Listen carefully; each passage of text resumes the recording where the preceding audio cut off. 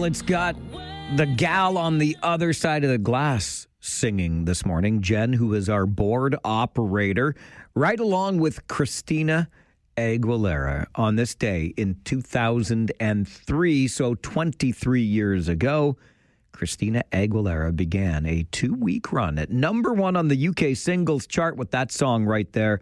It's called Beautiful. It was Aguilera's 4th UK number one, and the song Beautiful earned her a Grammy Award for Best Female Pop Vocal Performance on this day back in 2003. This day is Monday. I'm sorry about that part.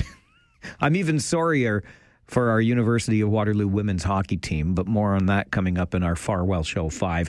It is March the 2nd. Yes, March the 2nd. You know that feeling when the calendar turns from February to March, right? First of all, we can stop with the February stuff. It's one of the things. You want to chafe my chaps, okay? Be the autocorrect on a smartphone these days that puts an apostrophe before virtually every S. Like every time I type the word Rangers, as in Kitchener Rangers, it wants to make it an apostrophe S. If we wonder why the apostrophe is one of the most misused pieces of punctuation, it's because of the ding-dang smartphones. The autocorrect is wrong. It's the auto wrong, not the autocorrect. I don't know why I just went on this tangent. Christina Aguilera, this day in 2003, number one. March is supposed to be a month in which we start thinking about spring and warmer weather. Holy moly, was it bitter yesterday, wasn't it? It's still bitter this morning. More on that coming up in the Farwell Show 5 as well. But there's hope. There's a light at the end of this long winter's tunnel. How does it feel this morning to be a resident of the fine city of Kitchener and the equally fine region of Waterloo, where your major junior hockey team is a division champion? Your Kitchener Rangers, Midwest Division winners for the first time since 2018. Here's an interesting tidbit.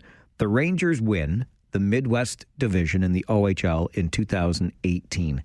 For the next 6 consecutive seasons. You take one out for COVID, but nonetheless, the next 6 consecutive seasons, the London Knights win the Midwest Division Championship. And yesterday, it was Kitchener beating London to win the Midwest Division again for themselves. So only 2 teams in the past 8 seasons have won the Midwest Division, and one of those teams is your Kitchener Rangers, winning it yesterday for the first time since 2018. Kitchener played 2 games at home this weekend, and they won both of them, including on Friday night, a big win over the Brampton Steelheads when Dylan Edwards, a.k.a., we call him Eddie, scored another goal. So that means we get to start our Monday with a little Eddie Ficetti. A new acquisition for Kitchener, settles it down nicely. Gets it ahead. Now a nice area pass. Dylan Edwards into the zone. Scores! Oh, he's being hauled down. But when you're hot, you're hot. And when you're this hot, you're Dylan Edwards. Oh, baby. 20 goals and 40 points in 28 games for Dylan Edwards as a Kitchener Ranger. This kid has been nothing short of sensational for our Kitchener Rangers. And when the Rangers play, they often win. When the Rangers win, Dylan Edwards often scores. So we get a little Eddie Ficetti the day after. 1, 2, 3, 4. Can I have a little more? 5, 6, 7, 8, 9, 10. I love you. I love hearing from you on this show. Our phone lines open the minute the show begins every day. We'll get to those phones. But first, our Farwell Show 5 for this Monday morning, the 2nd of March. Number 1, Israel and the United States are firing at Iran as the war expands to several fronts. Iran and allied armed groups, including Lebanese militant group Hezbollah, have fired missiles at Israel, Arab states, and U.S. military targets around the region today. The intensity of the attacks on both sides, the killing of Iranian Supreme Leader Ayatollah Ali Khamenei, and the lack of any apparent exit plan indicates the conflict will not end anytime soon. Meantime, Kuwait mistakenly shot down 3 American warplanes over its skies. Number 2, Canada and India are entering a strategic energy partnership. Prime Minister Mark Carney and Indian Prime Minister Narendra Modi announced a series of deals today that include a $2.6 billion agreement in which Saskatoon-based Cameco would supply just under 22 million pounds of uranium to India for nuclear energy generation. Number 3 on your Farwell Show 5 this morning, a new study published in the Canadian Medical Association Journal suggests the rate of young men contacting Ontario's mental health helpline for gambling-related problems has increased by more than 300%. That's ever since the province allowed private online gambling.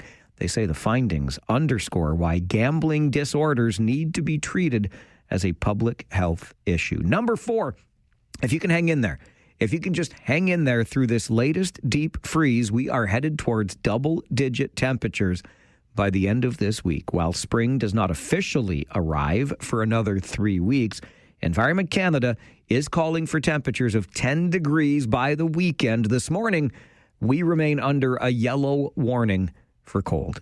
It's cold, okay? It's really cold this morning, but it's going to get warmer as the week goes on. And number 5 on your Farwell Show 5 this morning, heartbreak for our women's hockey team at the University of Waterloo, dropping a triple overtime playoff thriller yesterday against Guelph.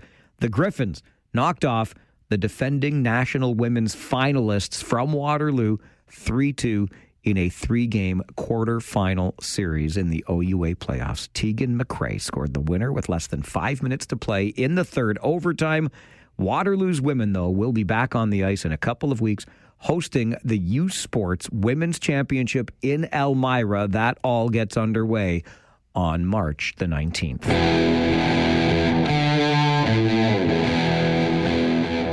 You go to the box, you feel shame. And that is your Farwell Show 5 for a Monday morning. As I mentioned, the minute we begin the show every day, our phone lines are open to you. I feel like most Mondays, you feel a lot like me. It's been 48 hours since we've had the chance to chat, so why don't we make up for lost time? 519-570-2545, star 570, and 1-800-570-5715. Mike is up first. Good morning, Mike. Good morning, Michael. Mikey, how are you? I'm good, buddy. The way you say that about the Rangers is just excellent, Mikey. What's that, about being Midwest Division champions? I know. It feels good, doesn't it? Doesn't it feel good? Listen, was I right about you and Josh talking a little bit about some old barns yesterday, Stratford and... Oh, yeah. Oh, we got into a little bit of that, for sure. Well, remember the old Waterloo Memorial, Mike? The bubble. Yeah, well, before it became the bubble, though, but, with the old barn. Sure. And with all the Siskin games we went to, Mike, we would have to leave with 4 minutes left in the first period to get up to the Blue Line Club to get a couple pots, because if you waited till the pier was over the line and the room was so small and the line was so, you would never, all of a sudden the pier started and you wouldn't get a pot. So it was, those were some good old days, Mike, some good old barns, eh? There was some over the, Elmira, everywhere. There was some good old barns. Mike, how did I become the Force member? Buddy, all you got, do you listen for 15 minutes every day? You know I do, Mike. I know you. I do. Okay, well, then that's it. You're a Force member, just like that. Do I need a number? Yeah, we're going to give you a number right this instant. All right. All right, I should be better prepared for this. Let me get out my list. Sorry. No, don't. It's not your fault. It's mine. All right, I'm going to get out my list here. We're going to see where we're at. We're going to assign you, Mikey, number 335. How's that? 335. You got her, brother. Okay, pal. Now, first letter of your last name. Remind me, please. H. H. There we go. You are Farwell's Force member number 335. Excellent, brother. Thanks, pal. Okay, bud. Take care. Good to hear from you. Have a great day. Just like that, Farwell's Force grows by yet another member, 335 and counting. I'm also counting all you muckety-mucks that demanded a certain number. That's fine. So we've got random numbers all over the place. We are pushing 350 overall. Bottom line is this. If you listen for 15 minutes every day, you too are a Farwell's Force member in good standing, and we would happily assign you a number.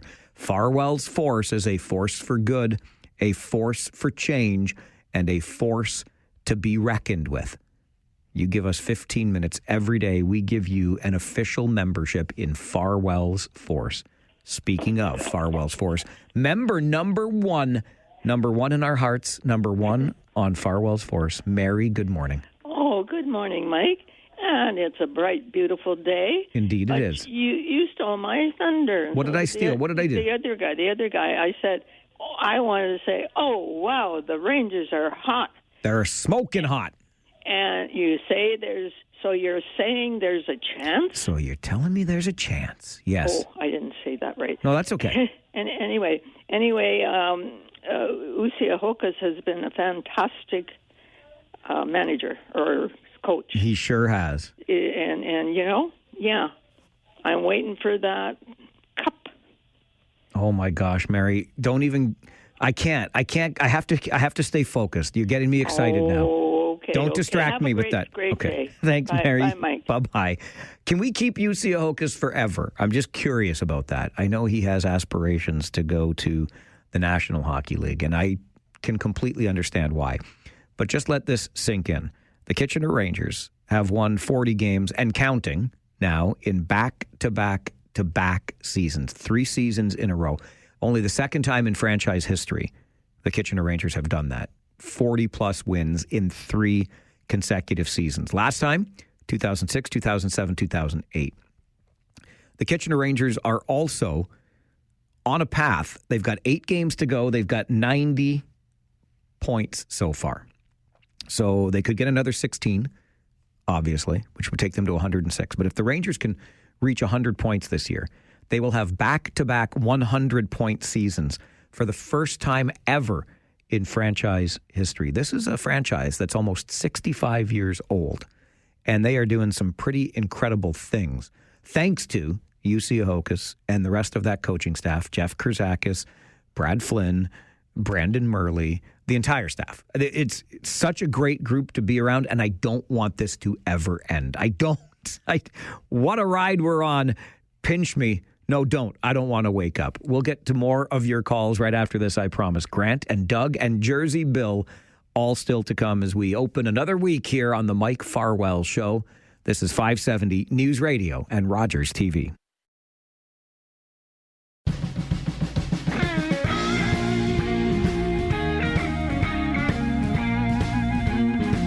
We embark on another week-long journey of talk radio here on your most interactive radio program and radio station anywhere in this community. And we do so with the backdrop of war in the world as the U.S., I'm sure you know, I mentioned it in the Farwell Show 5, has struck Iran over the weekend and killed its supreme leader. What next in that part of the world? We continue taking your calls to begin the Monday here on the show. Grant is with us. Good morning, Grant.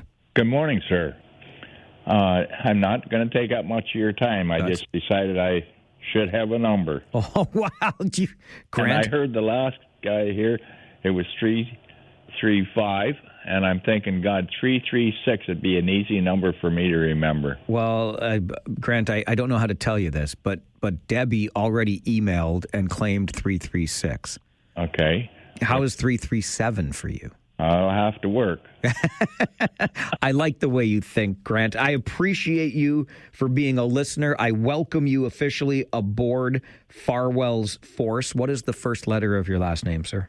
D. Grant, D as in dog.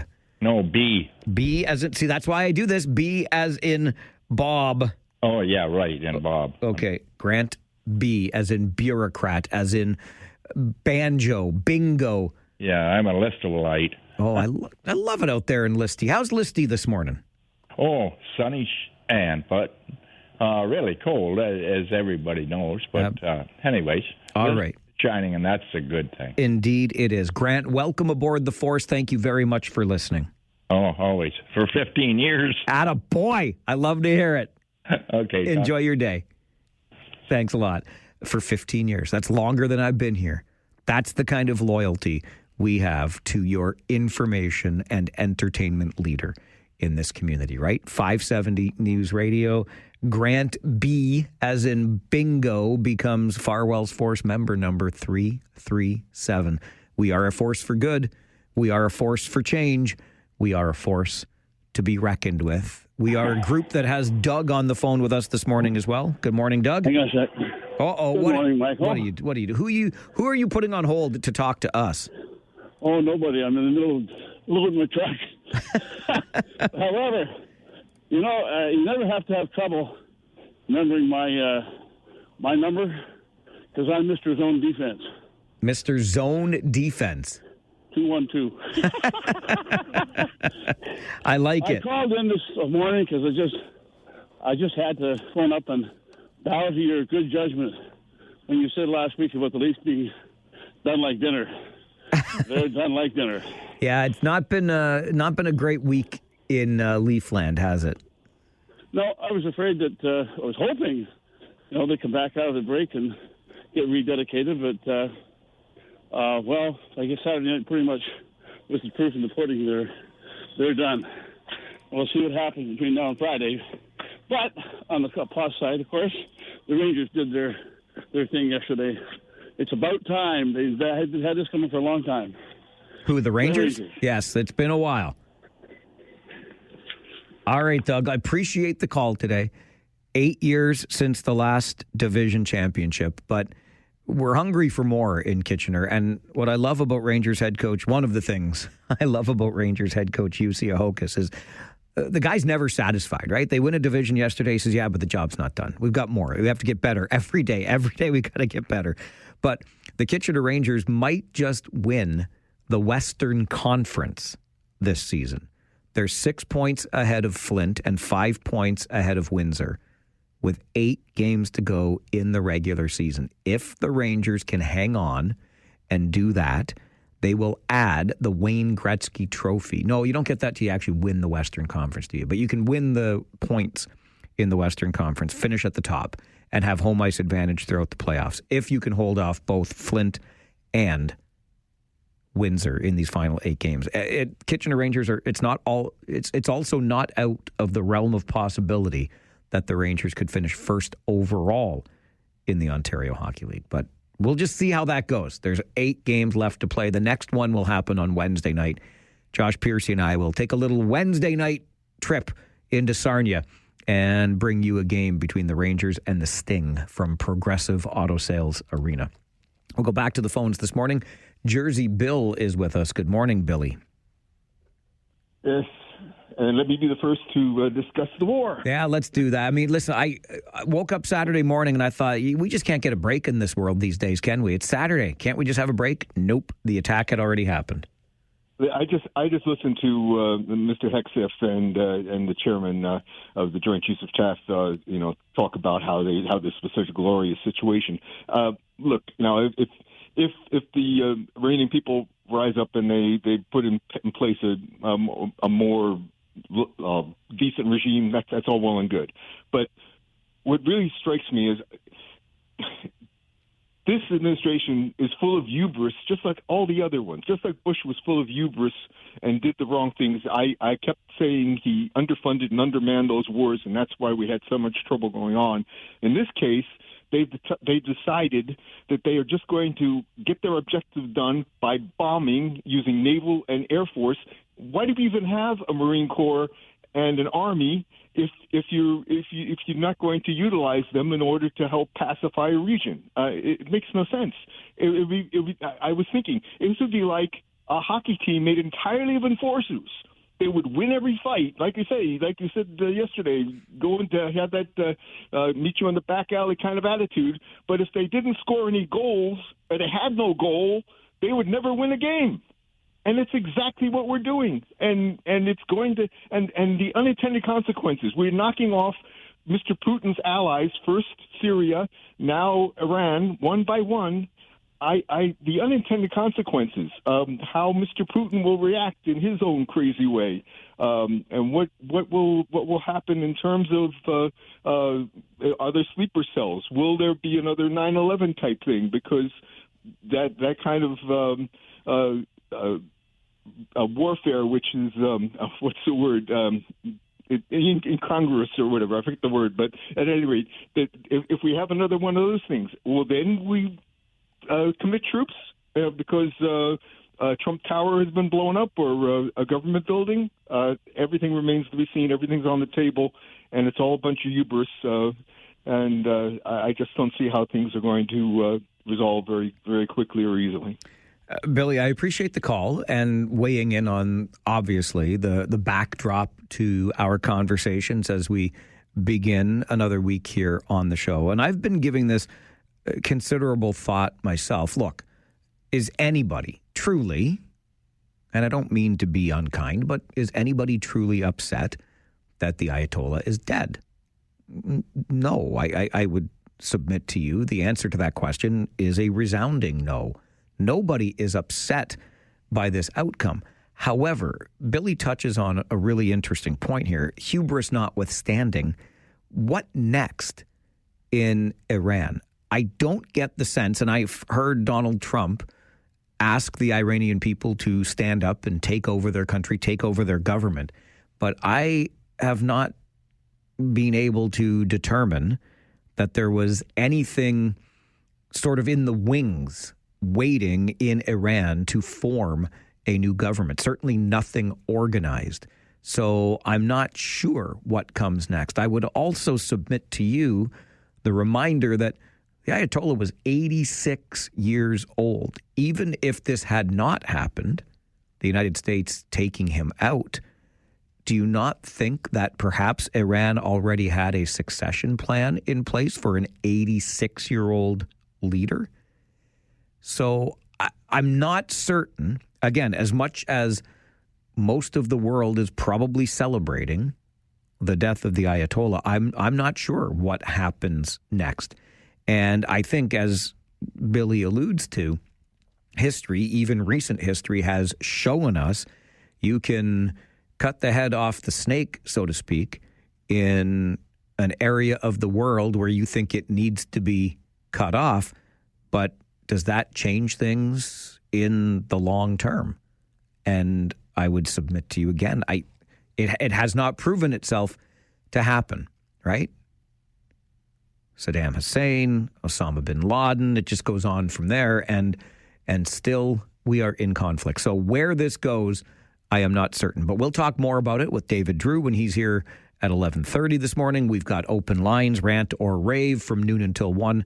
Plenty of time to get more in depth into this backdrop of war that we find ourselves under again on this Monday morning here on the show. I'm going to get you an update from the 570 News Center, and then let's talk about our water crisis, but specifically, how the heck did we get here? One regional councillor wants an investigation into that.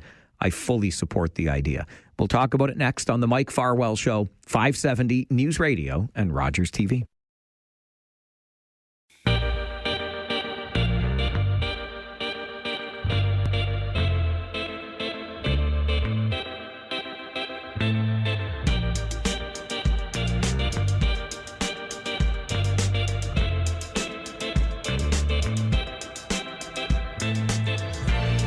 As we continue to try to find ways to increase our water supply here in the region and do so quickly in order that developments that are planned can move ahead and we can continue that growth towards 1 million people, a lingering question remains. This was brought up at a regional council meeting some time ago, early on after this crisis was brought to light. And the question was, or the statement was along the lines of, my biggest surprise, or the biggest surprise to me, is how big a surprise this was to everyone on council. How does something like this happen so suddenly? And I think that's the gist of a motion being brought forward by Regional Councillor Doug Craig, who would like to have an independent investigation done into the causes of this water supply crisis. Councillor Craig makes time for our show this morning. Good morning, Doug. Oh, good morning, Mike. Why do you want this investigation? Well, I think there's two things here. I mean, moving forward, I think it's important that we put together a program for getting the water supply back online. But just as important is how did we get to this point? You don't suddenly wake up one morning and there's a water crisis. What I'm saying basically, and I've said to council, I have concerns along the way before this was announced about this crisis, about not being informed, so that we could have remediated this in the past. That's a question that's been asked publicly on several occasions since all of this first came to light. Was this something that council was updated on and failed to act on, or did council never get the updates? It sounds like what you're saying is it's the latter. Council never received an update on a potential problem. Well, no, we didn't receive an update until I think in November of last year, when in fact we were on the threshold of having a crisis. And that's not a situation that is supportive of development in the region and building confidence in the region of water supply. So I was quite surprised, as were a number of other councillors, and we're at a point now that we need to find out why we weren't informed. Does this suggest to you then, Doug, because it certainly does to me, that this was an issue, this was a problem on the staff side of our regional government? Well, I'm not sure exactly what the issue is, and that you may point fingers, and that's not what I want to do. I think this is about clarity. What happened, and who was involved? How do we move forward, and what kind of recommendations for the future to make sure that this doesn't happen again? What would such an investigation look like? Well, it would have to be independent. It has to be outside this region in terms of a consultant or a firm coming in to look at this from a new vantage point. I think that's important. I think Colleen James is an example, overseeing who's being selected. So the council has confidence in terms of where this is going. She's the chair of the committee. It's that kind of thing we have to set up. And you build confidence by having somebody from the outside come in and examining everything, making recommendations, and giving us a program to move forward to make sure this doesn't happen again. Do we have time to undertake such an investigation? Well, have we lost Doug? Where did he go? Doug, are you still there? I think we just had a sudden drop. Hang on, let me try this. I'm going to put him on hold. I'm going to bring him back on. Doug, are you still there? I think you know what we're going to try to do? We're going to try to ring Doug back at that same number and see. Something went wrong. I don't know if he accidentally hit mute, if he just fell out of a cell zone or something like that. But we suddenly lost connection to Councillor Doug Craig. My suspicion is that we can walk and chew gum at the same time here, right? We can undertake an investigation just like this, while at the same time continuing the work to get this water supply issue sorted out. But I am curious as to how Councillor Craig feels about that. Doug, do we have you back? Yeah, we do. I think that was your fault, Mike. Of course it was. I accept full responsibility, sir. I do. Do we have time to undertake such an investigation? Well, of course we do. And I think I put in the motion in the next 6 months, come back to us. And but instead of focusing just on that, we need to, as we are, focusing on how to fix things. And I think that's important. The report, if it's passed by council, will come back and we'll be able to reflect on how to do things much better in the future, how to be better informed. This is a notice of motion at this point. So can you take us through the process of where this goes, when council will get a chance to discuss this and how it might move forward? Well, it comes to council March 10th. That's, I believe, next Tuesday. And it will be a notice of motion. I'll need to get a majority of council to support the motion.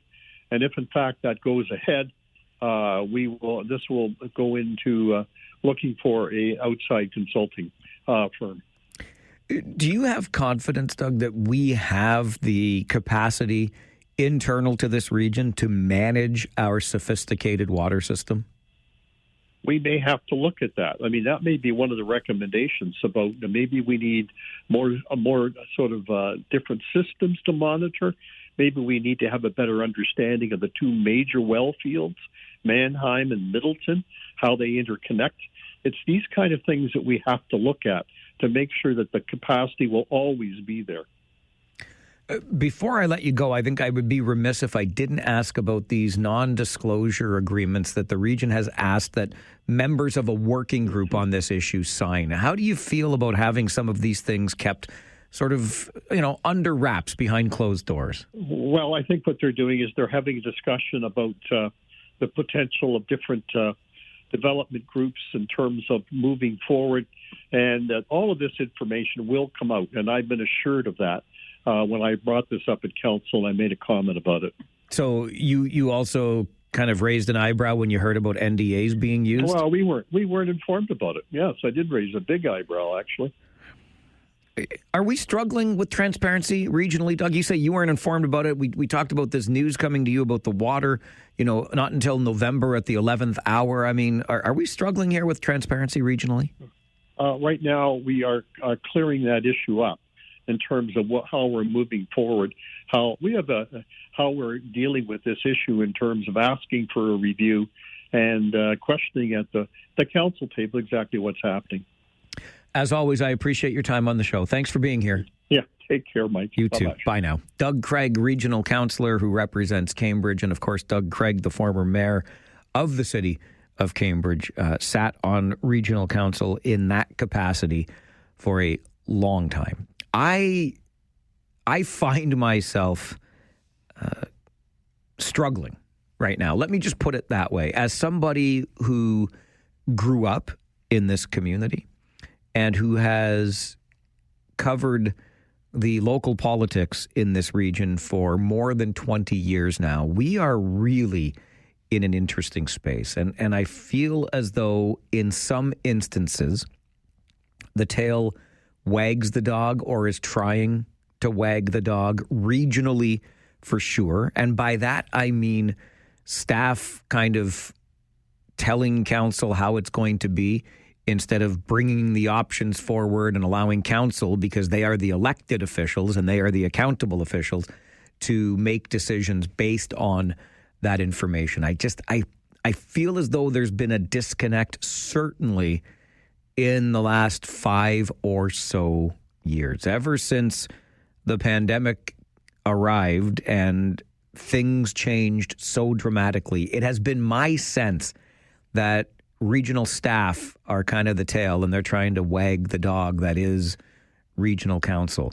As far as these non-disclosure agreements go, for members of that working group looking at how to solve this water capacity issue we're having, I don't love the idea of there being any secrecy whatsoever around a public good, right? Our regional government manages our water. It's ours. Even regional staff, to some extent, are employees of ours since we sign the paychecks. Essentially, we pay the money to fund their jobs, but it's regional councillors who are directly accountable to us through votes. But I don't love the idea of any secrecy around this because obviously we know the importance of this water supply and this water system. However, the further I dug into that story when it comes to the non-disclosure agreements that are being slapped on to this public working group, the less concerned I was, because even those members of that group say, we don't mind too much that these non-disclosure agreements are in place because that will allow the region to provide information that the private sector needs to determine the next course of action. And then as we get there, the information does become publicly available. But as they're debating these issues at the table, I suppose there is some need for these issues to be kept behind closed doors until they have made the decision as to where they're going next. If the parties involved are okay with it, and these are non-political parties, then I'm more okay with it. It doesn't change, though, my general concern when it comes to the way we have been operating in this community, particularly from the perspective of our regional government. I think there are too many familiar and comfortable faces around that horseshoe. I might go so far as to say there have been too many comfortable and familiar faces behind the scenes working on staff. And I don't know, I just get an uncomfortable feeling. That's the best way. Call it a gut feeling, call it a hunch, call it what you will. Things don't seem to operate the way they once operated in this community. I think that incumbency at the political level has something to do with that. I think comfortability at the staff level has something to do with that. And specific to Councillor Craig's motion asking for this independent investigation, yes, please, because from where I'm sitting, and I felt this way since day one, everything I have heard suggests to me that the entirety of council, with all of its experience, was caught off guard by this news back in November that we have this water supply issue. Nothing had come forward in previous reports to indicate there was any problem or even any looming problem. Things were just fine as far as it was being reported to council. And we know, we've talked about it on the show before, 2 fairly senior staff positions responsible for water at the region are now vacant positions. Did they leave of their own accord? Were they shown the door? Again, my gut tells me it's the latter. They were shown the door. Somebody done something wrong here. And I think Councillor Craig's motion for an independent investigation is certainly a worthwhile pursuit. I can't help but think of the Walkerton water crisis decades ago and the Cable brothers who were in charge of that system and ultimately ended up being charged criminally for their negligence when it comes to this. I'm not suggesting there will be criminal charges applied here, but it took an external audit to get to the bottom of that mess in Walkerton. I think the external audit, this independent investigation, is absolutely the way forward here in the region. And frankly, we, as the folks living here, paying our taxes, just going to work every day, trying to put that roast beef and mashed potatoes on the table every Sunday night, we deserve to know. Like, I don't know about you, but I feel a lot less comfortable living here than I did 3 months ago, just because I wonder about the future.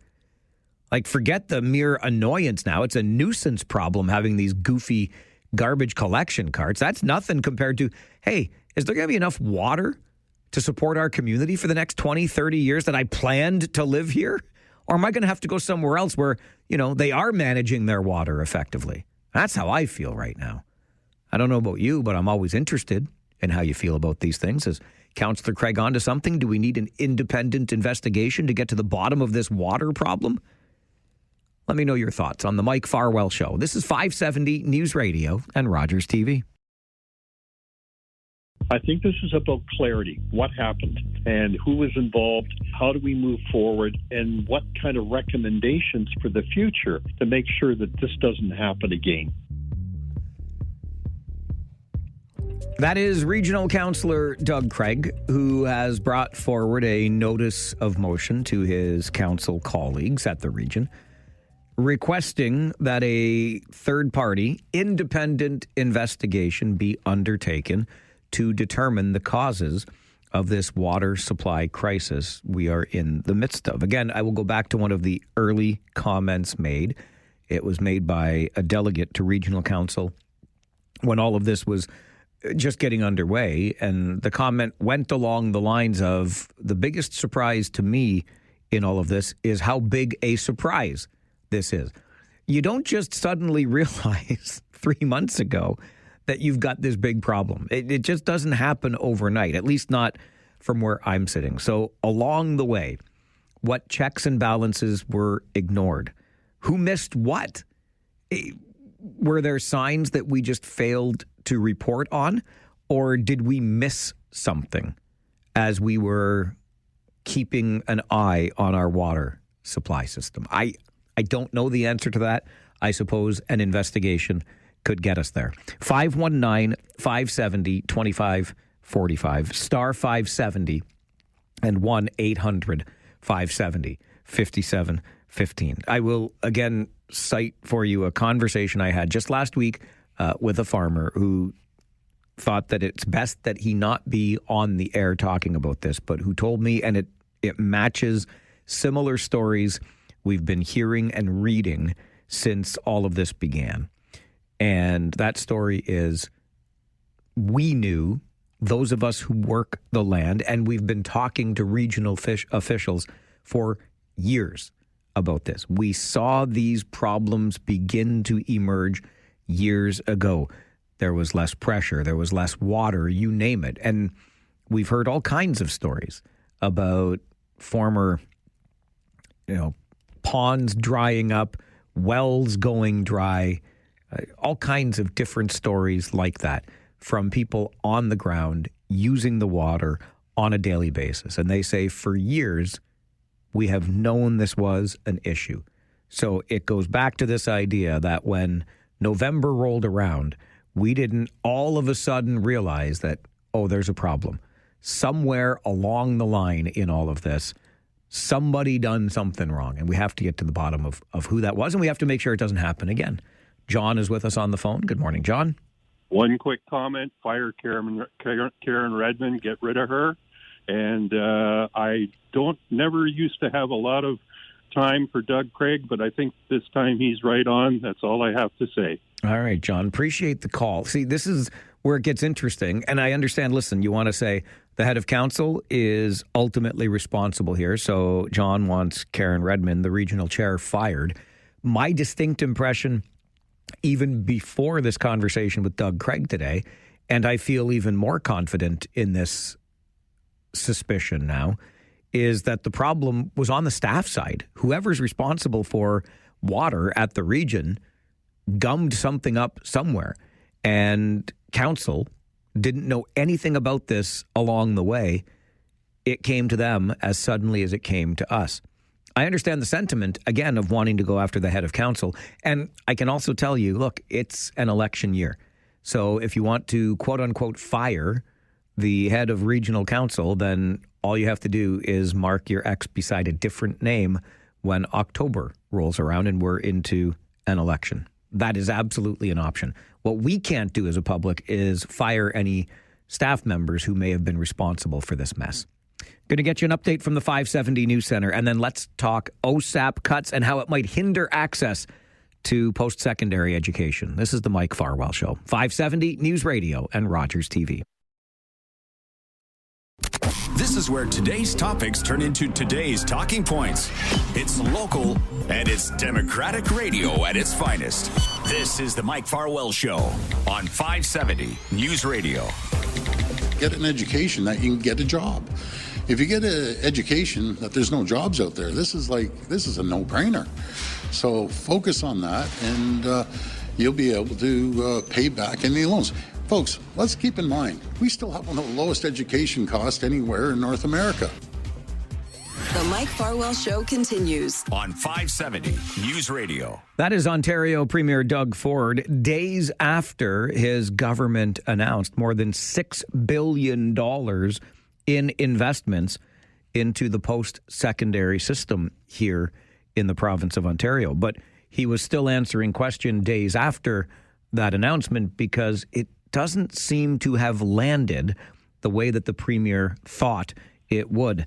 John Malloy is the director of the Centre for Public Ethics at Martin Luther University College in Waterloo. John, of course, also was a former Liberal MPP and cabinet minister. Wouldn't you know, John's portfolio was training colleges and universities. John, good morning.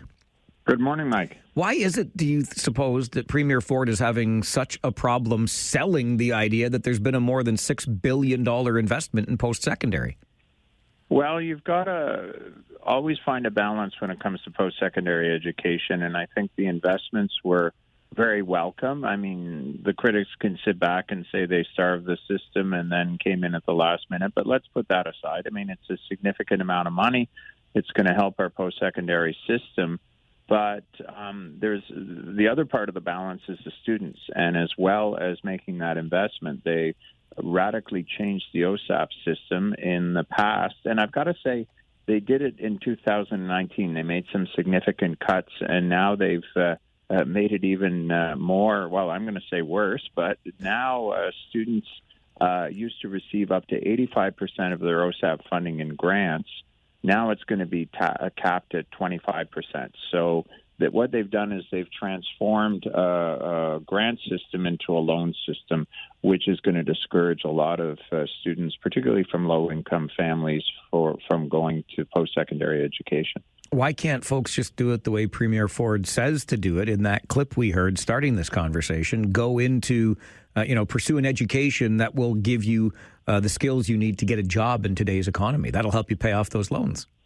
Well, I mean, I think all of us are seeing the costs are rising everywhere. The cost of living, the cost of taking really 4 years or more, or I guess depending on the program, it could be slightly less, out of the job market to pursue an education. You're going to rack up a lot of debt, and a lot of students just don't want to do that. They're not prepared to do that.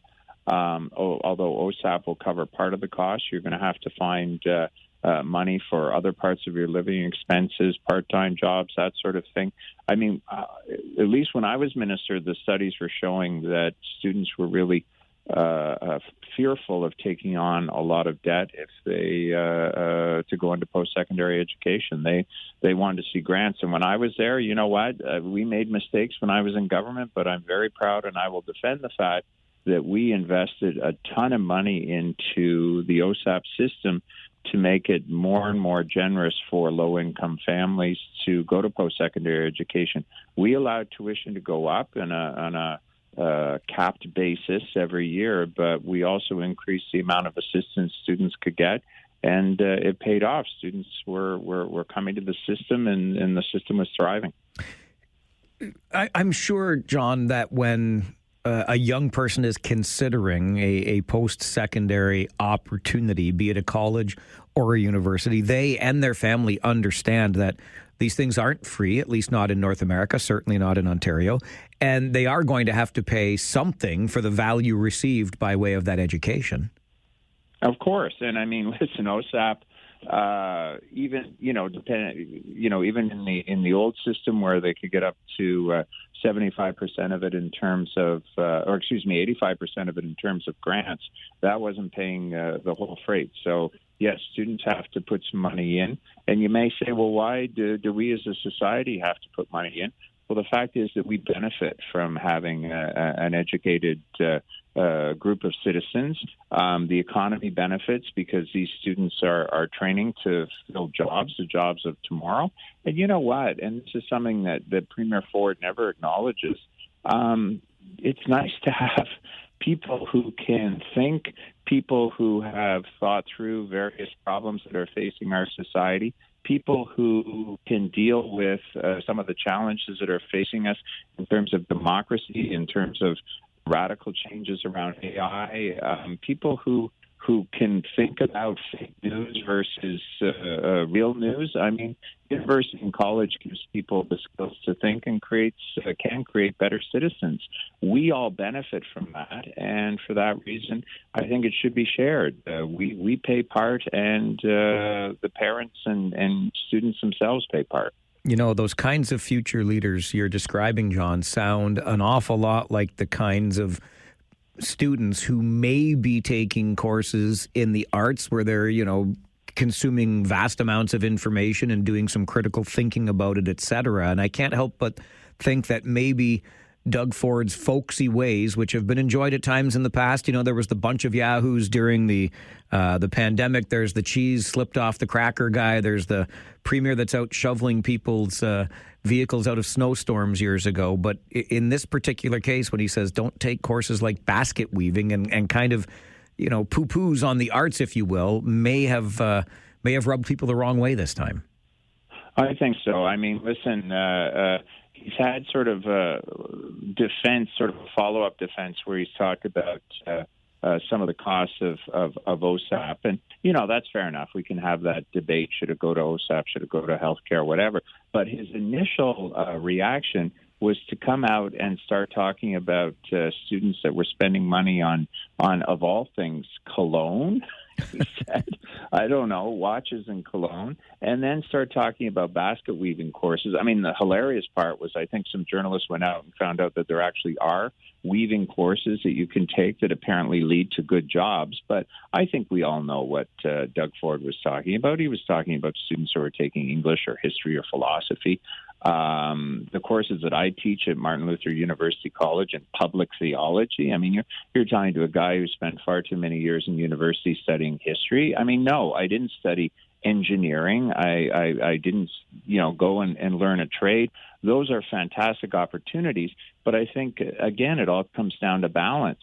When we're thinking about AI as a society, when we have Jeffrey Hinton, the Canadian sort of always seen as godfather of AI, in interviews saying there's a 20% chance that we may see AI. I don't know where 20% comes from, but, he used that we may see AI kind of taking over and, in fact, creating machines that are smarter than them and smarter than us. When we look at all this, when we look at the attacks upon democracy that are happening, you know what? I think a student who spent a little bit of time studying philosophy or theology or history or political science is actually going to be able to add something to the discussion. And perhaps when they go on social media are going to be able to tell the difference between a lot of the nonsense, a lot of the lies that are on there and the truth that's on there. And, to just dismiss everyone who's not taking a trade or engineering or, something in the STEM field as taking basket weaving courses is insulting. And I think it's very, very short-sighted. I'm biased, of course, as an arts major myself, but I would agree with that assessment wholeheartedly. One other thing, though, John, and look, when I was in school, I wasn't eligible for any grants or loans, so I had to kind of figure it out for myself. But there was a kind of running joke amongst my peers in post-secondary that called OSAP the Ontario Stereo Assistance Program. I mean, I think Premier Ford is kind of getting to that side of things when he talks about cologne, et cetera. Are those too anecdotal, or is it too small a number of people that might be using the funds for things besides educational needs to worry about? Well, listen, a couple of observations. The first is, is this evidence-based policy? The Premier's heard of people, and it's so weird, cologne and watches. I don't know. You might say they're spending it on beer or something, but cologne and watches. My students, I haven't noticed that any of my students have particularly nice watches, and nor have I noticed a strong smell of cologne or perfume in my classroom. But you know what? You're always going to have people abuse a system. There's no such thing as a perfect system. But then my challenge to the Premier is, if there is this abuse of the system, then, make a few adjustments to it. Make sure that the money goes to those students who are really in financial need. And, maybe there's a few tweaks around the edges that could prevent some of this abuse. But let's first of all see the evidence of the abuse. If he had said, "Look, we're gonna do an analysis of the OSAP system," I'd say, "Okay, that's fair enough." But there's a heck of a lot of students, and I'll match anecdote with anecdote. There's a lot of students out there who are holding down part-time jobs, several part-time jobs, who are, really finding a hard time in making ends meet. And yes, perhaps there are some loans that are available to them, but all the research that I saw when I was minister, and I doubt it's changed, is that students, particularly from families that are struggling, don't want to take on the type of debt that they'd have to in order to get a degree, and it's discouraging them. And, I think Ontario should see its post-secondary education system as really a jewel in the crown. We have one of the best in the world. We continue to have one of the best in the world. Let's make sure that it's open to everyone, including those from low incomes. John, as always, appreciate the perspective on the show. Thanks for being here. Thanks, Mike. John Malloy is the director of the Center for Public Ethics at Martin Luther University College in Waterloo. He is also a former Liberal MPP and cabinet minister. And wouldn't you know, Mr. Malloy was the Minister of Training, Colleges and Universities back in the day. So he knows of what he speaks on this particular portfolio for sure. Look, I'm sure that you and I are not all that different when it comes to our post-secondary experiences with peers, classmates that used their OSAP for something other than school-related needs. And frankly, as I said to John, I didn't qualify for it, so I had to work my way through by myself. But even if I had received such a loan, or even a grant, but particularly on the loan side, I would have been terrified because you know me and money, right? I've never met two nickels I didn't want to rub together and make them grow as fast as possible. I would have been terrified to use the money for anything other than my educational needs. You still had to pay the loan back, and I understand the terms were a little bit more generous than you would have received if you wanted to finance your stereo through the stereo shop or a bank or whatever the case may be. But I would not have been able to sleep at night. I guarantee it, and I'm not making that up. If I had used the money that was supposed to be earmarked for education on a new stereo system or a car or a stereo for the car or whatever the case may be, it just, I couldn't have done that. But I do know, again, anecdotally, some of my classmates who did use their OSAP. You could tell when they got their grant money in or their loan money in because they were spending, and it didn't seem like they were spending all that carefully. It was like a bit of a spending spree when that OSAP money came in for those who got it. So what I'm curious about is this. First of all, how did you manage it? If and when you went to post-secondary, college, university, trade school, whatever it was, how did you manage to meet the bills? And if it was through OSAP loans, for example, like what kind of debt did you graduate with? But how did you manage to get from point A to point graduate in post-secondary? What did you do? And is there any value at all today for an arts degree? Is that hold any weight anywhere, or does it all need to be tradespeople, healthcare, etc., like the Premier seems to think it should be about? Would love to hear your story about how you got through post-secondary. And hey, maybe you're like me and you were an arts major and you still found a way to get a job at some point down the road. Would love to hear your post-secondary story this morning on the Mike Farwell Show. This is 570 News Radio and Rogers TV. To just dismiss everyone who's not taking a trade or engineering or something in the STEM field as taking basket weaving courses is insulting, and I think it's very, very short-sighted. John Malloy is the director of the Center for Public Ethics at Martin Luther University College in Waterloo. And as a former Liberal cabinet minister, John was in charge of the Ministry of Training, Colleges and Universities. So he knows a thing or two about the post-secondary system. And he says by reducing the amount of OSAP available, you are reducing the number of low-income Ontarians who can access post-secondary education. I'm wondering how you made it work when you went through post-secondary, or maybe you found your way without even a post-secondary degree or diploma. But how did you make it work when you were in school? Let's go to the phones, get your stories. Tammy, good morning. Good morning. You're a first-time caller to our show, Tammy? I am. Wow. And just by incident, sorry, I can't hear you at all, so I can just...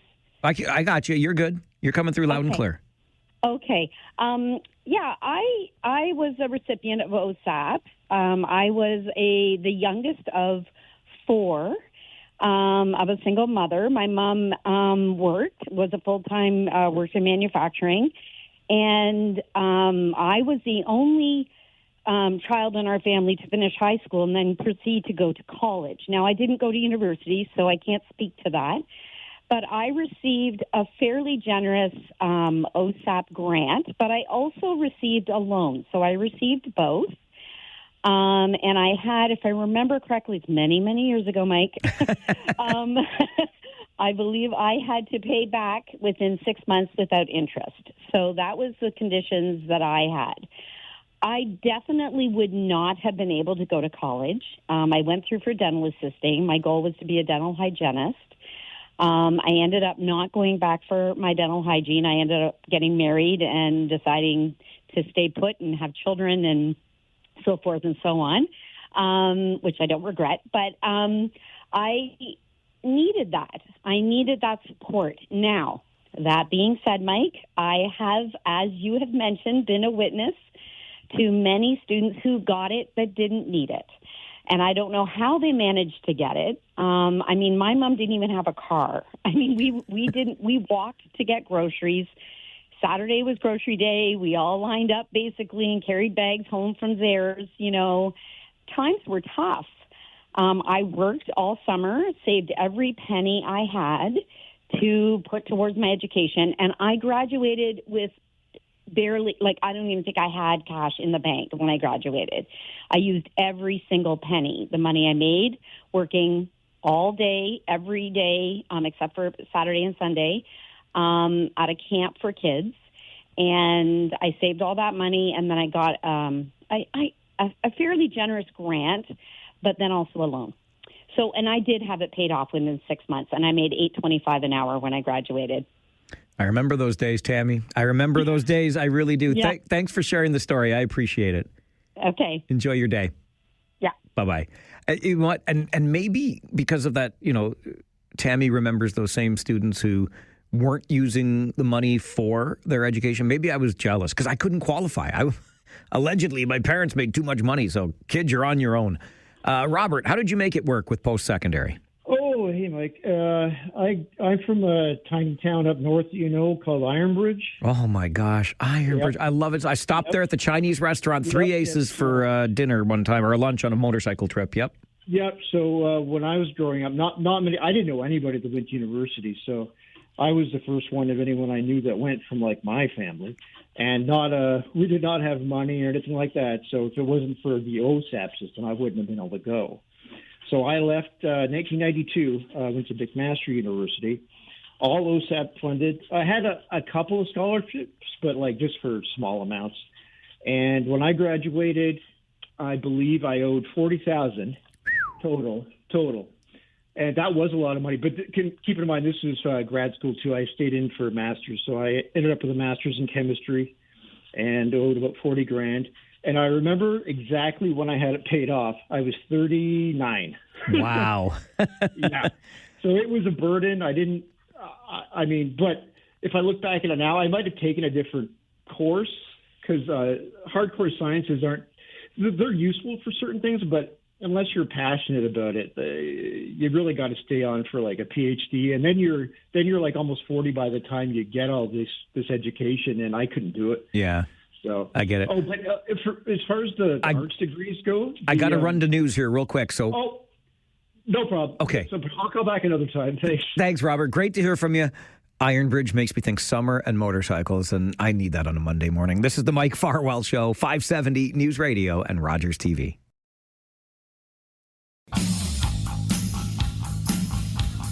We have turned the calendar into a new month. March is upon us, and just like that, first Monday already, March the 2nd, first Monday of every month at 10:30, we are joined by our friends from the Food Bank of Waterloo Region to check in on how things are going when it comes to food security or insecurity in our community. Kim Wilhelm is the CEO at the Food Bank of Waterloo Region. Nice to see you. Good morning. Good morning to you, too. March has a nice ring to it, doesn't it? We're getting there, Kim. We are. Single digits in the positive would make it feel even better. But, we'll get there, Mike. A little bitter this morning, for sure. March came in like a lion in that regard, right? So sure cold did. yesterday and this morning. Okay, let's talk about the month in general, Kim, which it just so happens to be March Nutrition Month, which celebrates all things healthy food-wise and the people who make it possible. But for some neighbors in Waterloo Region, as we know, getting access to this fresh and nutritious food is not always easy. So how can we make sure everyone has access to the food that they need, particularly this fresh and healthy food?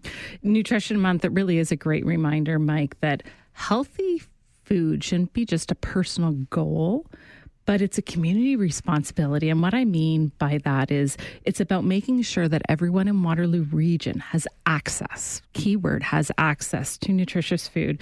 And we're not just talking about healthy eating, but ensuring that people can actually afford nutritious food. And the reality is, you've heard me say this before, that over 73,000 individuals, which includes over 26,000 children, live in food insecure households right here in Waterloo Region. So that means 1 in 8 households. When you're out walking your dog tonight, count 1 in 8 households, and somebody is living in a food insecure household. For individuals and families, affording nutritious food isn't just a daily struggle, Mike, and it's only getting more difficult as food prices are expected to continue to rise this year. I mean, I brought my Captain Obvious hat to work with me today, Kim, so I'll just put it on here for a minute. But to state the obvious, eating healthy really does matter. It does. We know that access to nutritious food matters at every age and every stage of life. Whether it's children, healthy eating supports physical growth, learning, long-term development. For adults, it plays a critical role in preventing chronic diseases, supporting mental health well-being, and maintaining our overall health. And that's why we want to make sure that the food distributed to our community through our network includes balanced, nutritious options that people can rely on.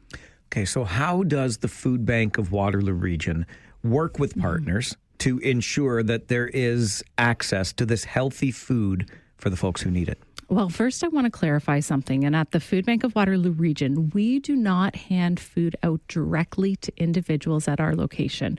Instead, through our network, we provide food to over 61 local organizations. And those organizations are running food hamper programs, meal programs, and provide other vital supports to ensure that food is reaching people all throughout Waterloo Region.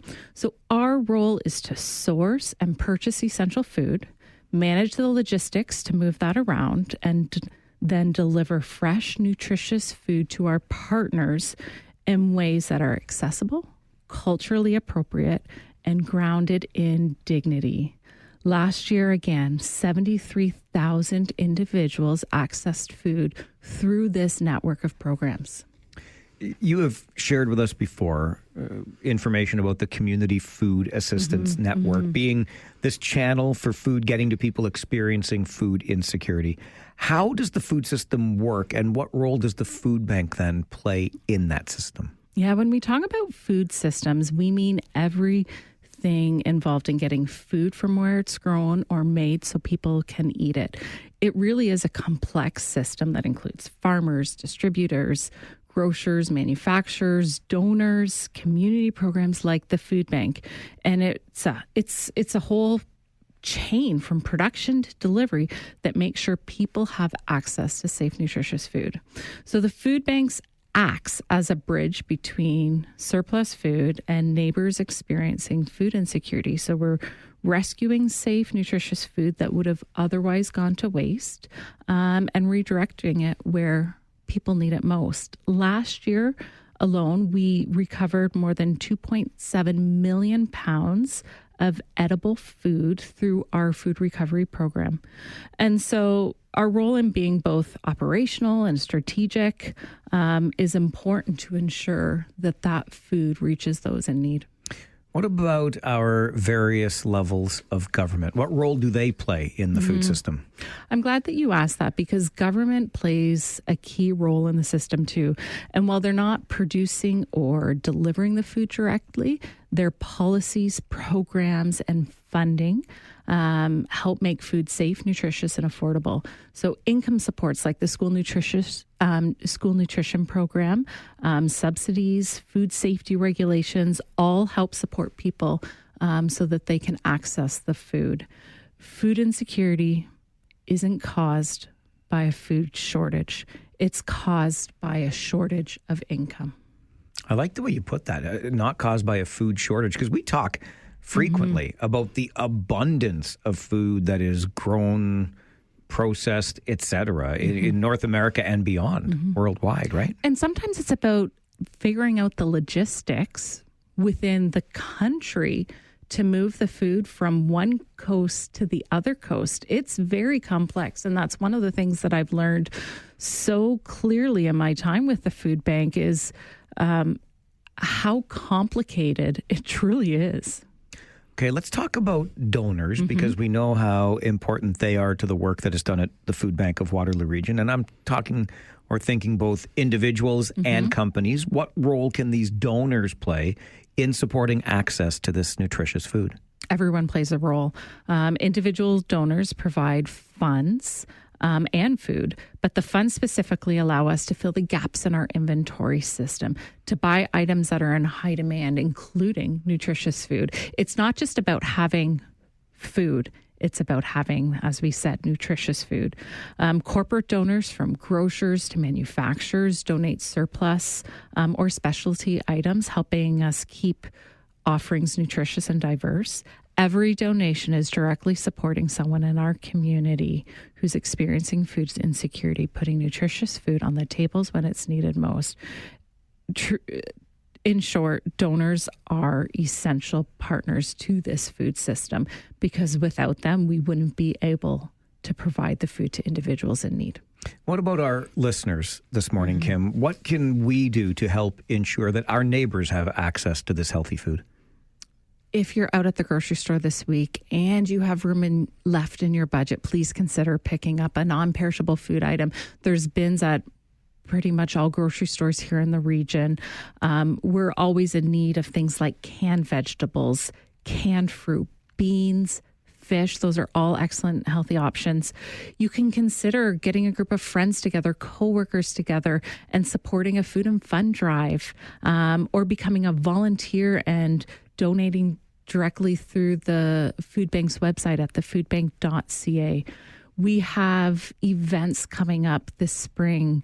You could visit Construction. We're in March. Construction is a great event that occurs during March break, starting on March 14th.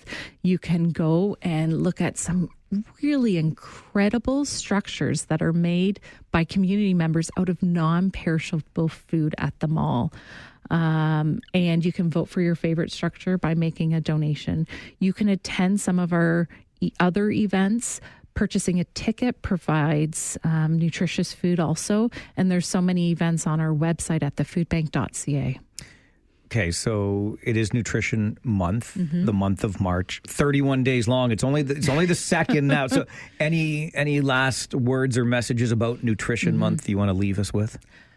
Well, we celebrate healthy eating during Nutritious Month. Our real goal is to make sure neighbors in need can meet their nutritional needs all year long. And we are so grateful for our community of donors, volunteers, community partners that help make that possible. And it's because of them that kids, seniors, families right across Waterloo Region can access fresh and nutritious food. Nutritious Month reminds us that healthy food matters. But our goal is bigger than 1 month, Mike, and it's ensuring that no neighbor's income is determined by whether they can eat well or not. Yeah, it's a great message, and it's a good reminder, too, about the importance of those fresh and healthy foods that we can get into the hands of folks who need it. As I think ahead to April, Kim, look, I'm already looking forward to the end of this week and double-digit temperatures. I think our snow is going to go away, but I feel like it might be a little bit of a false spring. But by April, when you're back for our next chat, maybe it'll be gone for good. It better be. I'm holding on to hope, Mike. Keep up the great work. Thanks for being here. Thanks for having me. Kim Wilhelm is the CEO at the Food Bank of Waterloo Region. Kim joins us on the first Monday of every month at 10:30 to update us on food security or insecurity in our community, and importantly, the role we can play in helping to reduce that food insecurity. This is the Mike Farwell Show, 570 News Radio and Rogers TV.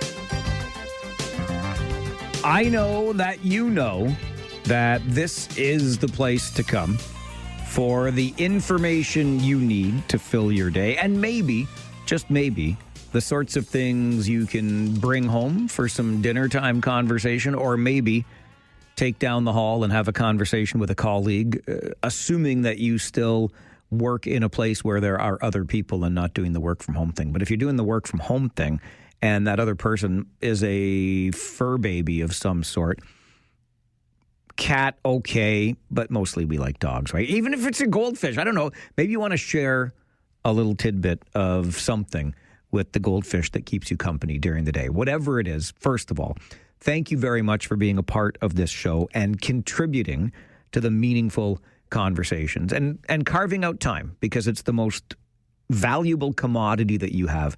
And the fact that you spend some of that time with us every day really matters. So along with your updates from the 570 News Center that come every 30 minutes during this show, along with the backdrop of a big international story with the death of the Ayatollah in Iran and the U.S.-Israel attack on Iran this weekend, we like to keep you abreast of other things going on as well.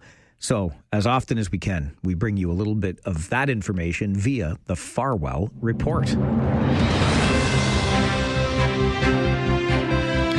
Now, I am not going to promise you that the price of your favorite cup of coffee is about to go down. However, the coffee industry has been having a time lately, right? The price of coffee up 30% year over year, according to Statistics Canada. And if you go back to 2020, coffee prices have nearly doubled in the 5+ years since then. However, it sounds as though a little bit of relief may be brewing for Canada's coffee industry, because experts are suggesting prices could improve later this year, mostly thanks to Brazil, which is the world's largest coffee producer.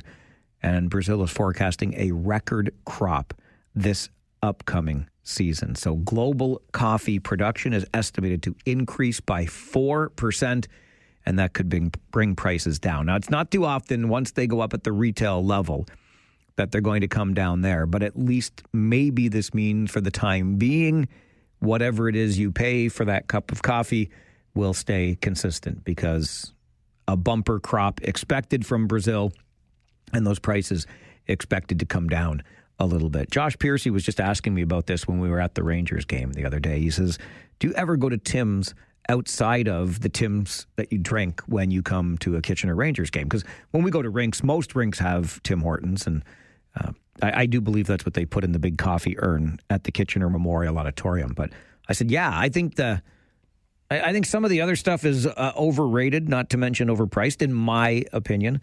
So, and I think, honestly, I think Tim's is underappreciated. I really do. It's fine for whatever you spend on it. But I'm that guy. I drink my coffee from home all the time. I very rarely find myself in a place where I'm buying a cup of coffee outside of work.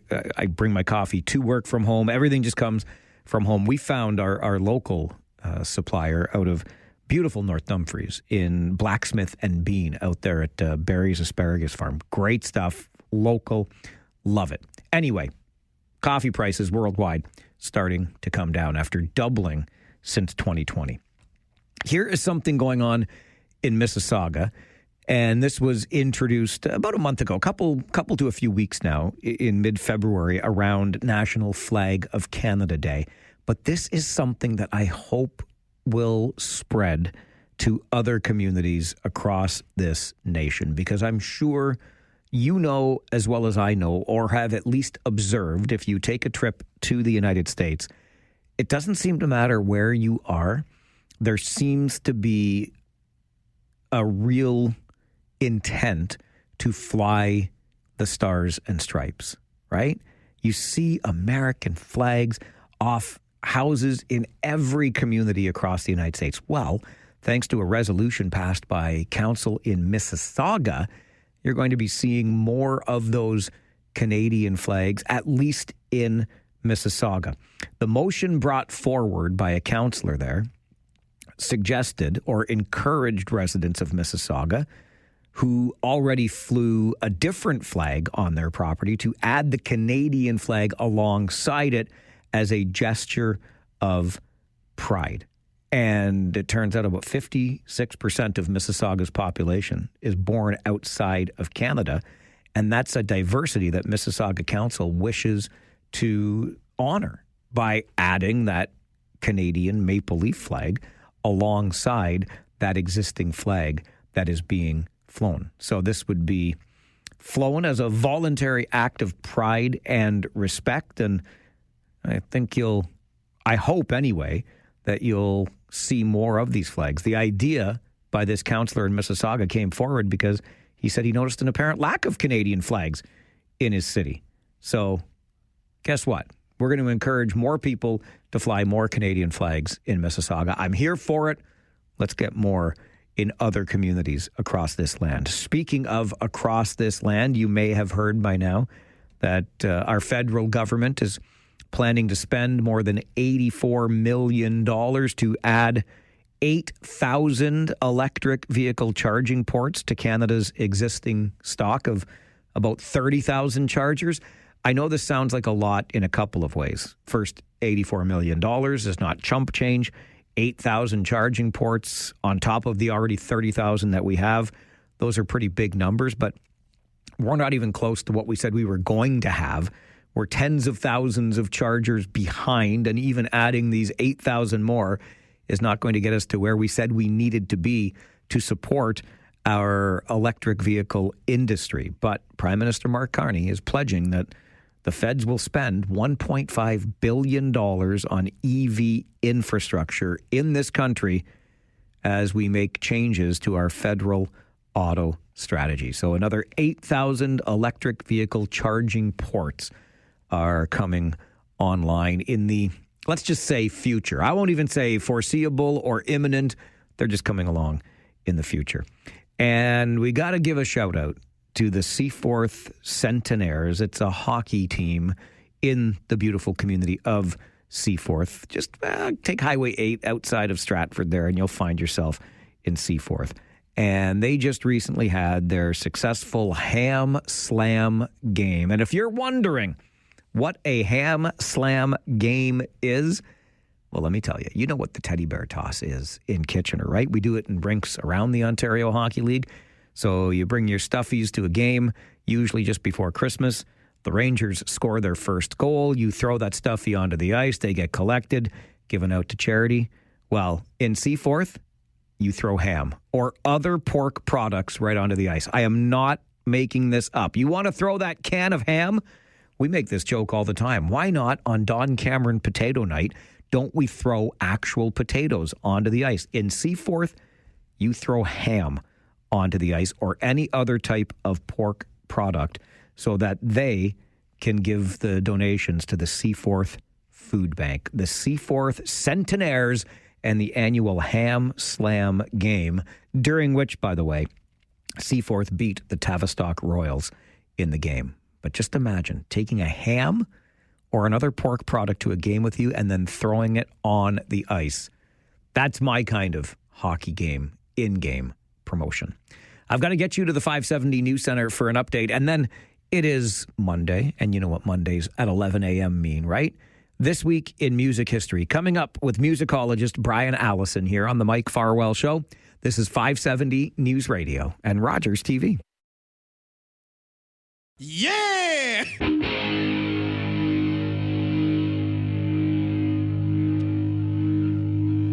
Kick it!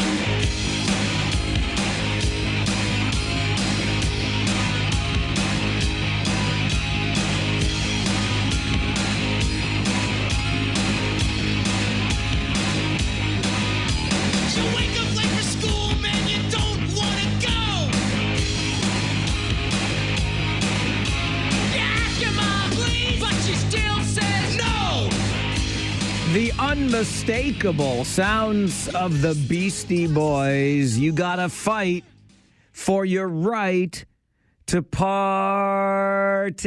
That's how we start our show this Monday morning. This week in music history, every Monday following the 11 a.m. news, our good friend and musicologist Brian Allison joins the show for a trip down a musical memory lane.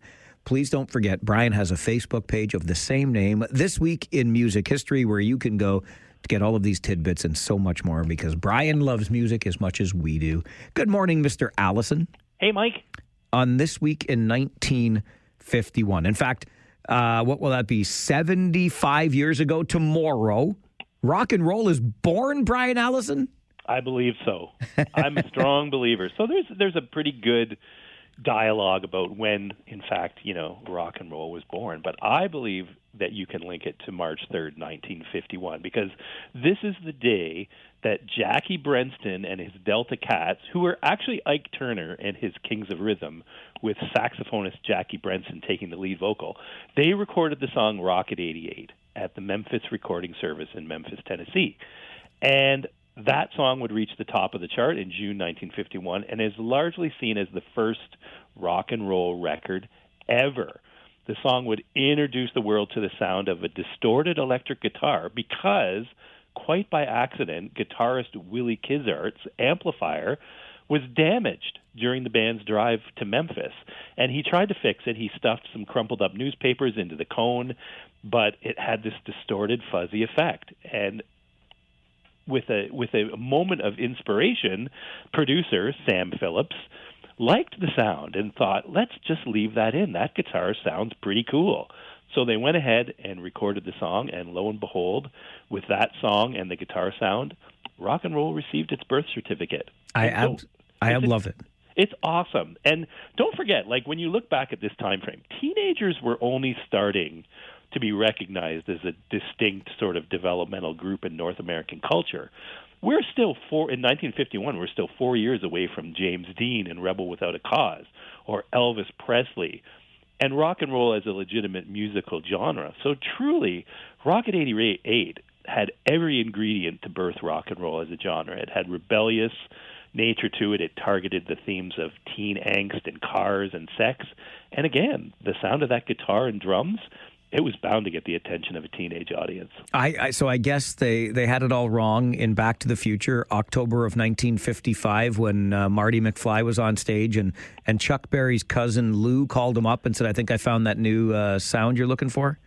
Well, I mean, Chuck did take things to a new level. Fair. With his guitar playing, certainly did.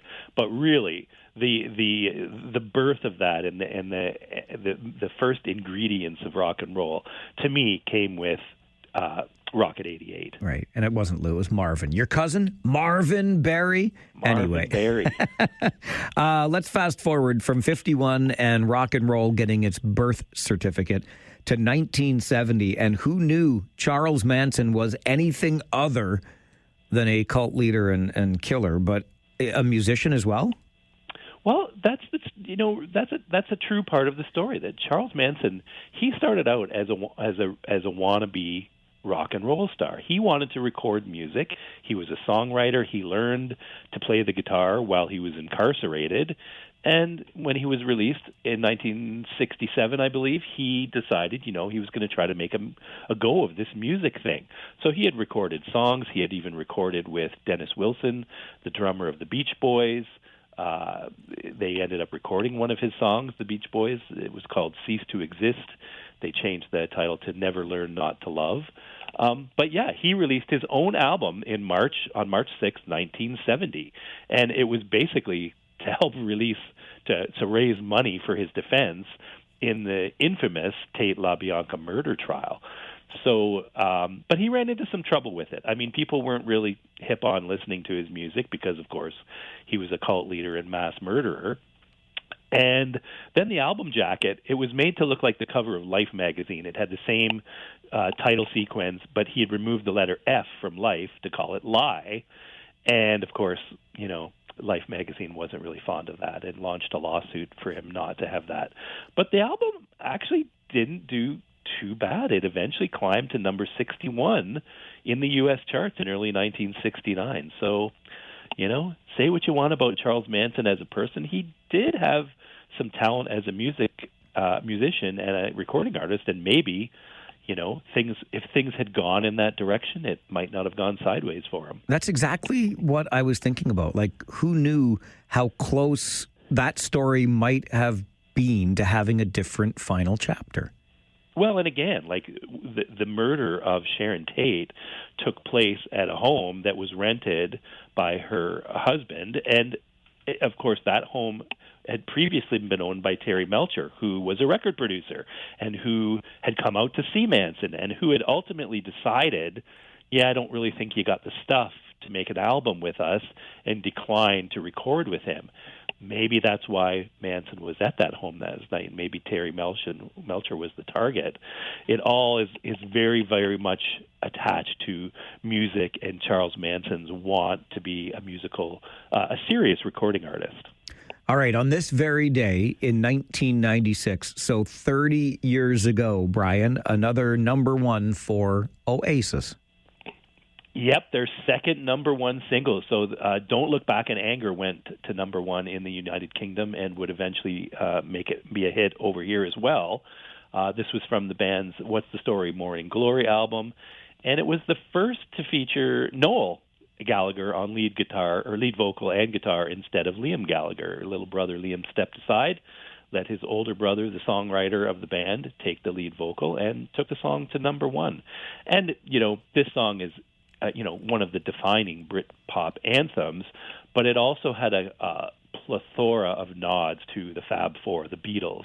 So Noel has said that the piano introduction to the song, he actually stole from the song Imagine by John Lennon, and he's still fond of saying today that he can't believe he wasn't sued for stealing that opening riff, because it's so obviously from Imagine.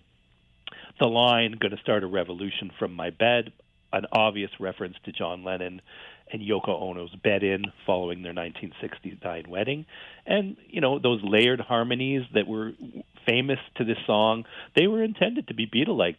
He was very much writing in the style of Hey Jude and Let It Be and All You Need Is Love, all those famous Beatles songs. So Oasis was never shy about their tribute to the Beatles, but this song, made it pretty clear. Also never shy about their inability to get along as siblings. Well, that was another great part of the story, a fun part of the story too. But it turned out okay for Oasis. They were able to manage to become arguably the biggest band in the world in the mid-90s. No question about it. Brian Allison joins us every Monday morning just after the 11 a.m. news for a look back at this week in music history. And when we return from this quick break, was it a little bit of foreshadowing in an interview with Kurt Cobain? Also, they say the show must go on in show business, and did it ever for REM, even after something incredible happened on stage during a performance? And why did we start today with the Beastie Boys and Fight for Your Right to Party? All of that and more still to come on This Week in Music History this Monday morning on the Mike Farwell Show. This is 570 News Radio and Rogers TV.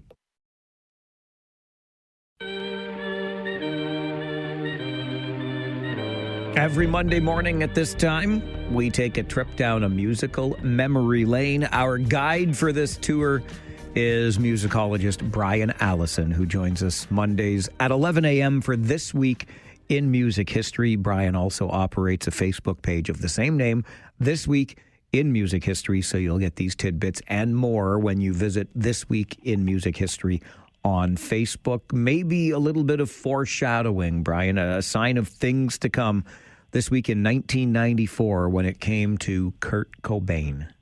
Yeah, certainly. So I think, everybody kind of knows the outcome of that story and what ultimately happened with Kurt taking his own life. But there was an eerie preview of events to come in March, just a month before, when Kurt was rushed to hospital after overdosing on alcohol and drugs in a hotel room in Rome while Nirvana was on their European tour. So March 4th, 1994, Kurt had planned to spend the weekend with his wife, Courtney Love. And sometime on the evening of Friday, Cobain's mood darkened, and he ingested 50 to 60 Rohypnol pills mixed with champagne. He was rushed to a hospital where his stomach was pumped, and after a 20-hour coma, he made a full recovery. He explained the incident in the press as an accidental overdose. I'm not sure how you accidentally take 50 to 60 Rohypnol pills and drink them, wash them down with champagne. But yeah, this was sort of, a foreshadowing to what happened less than a month later.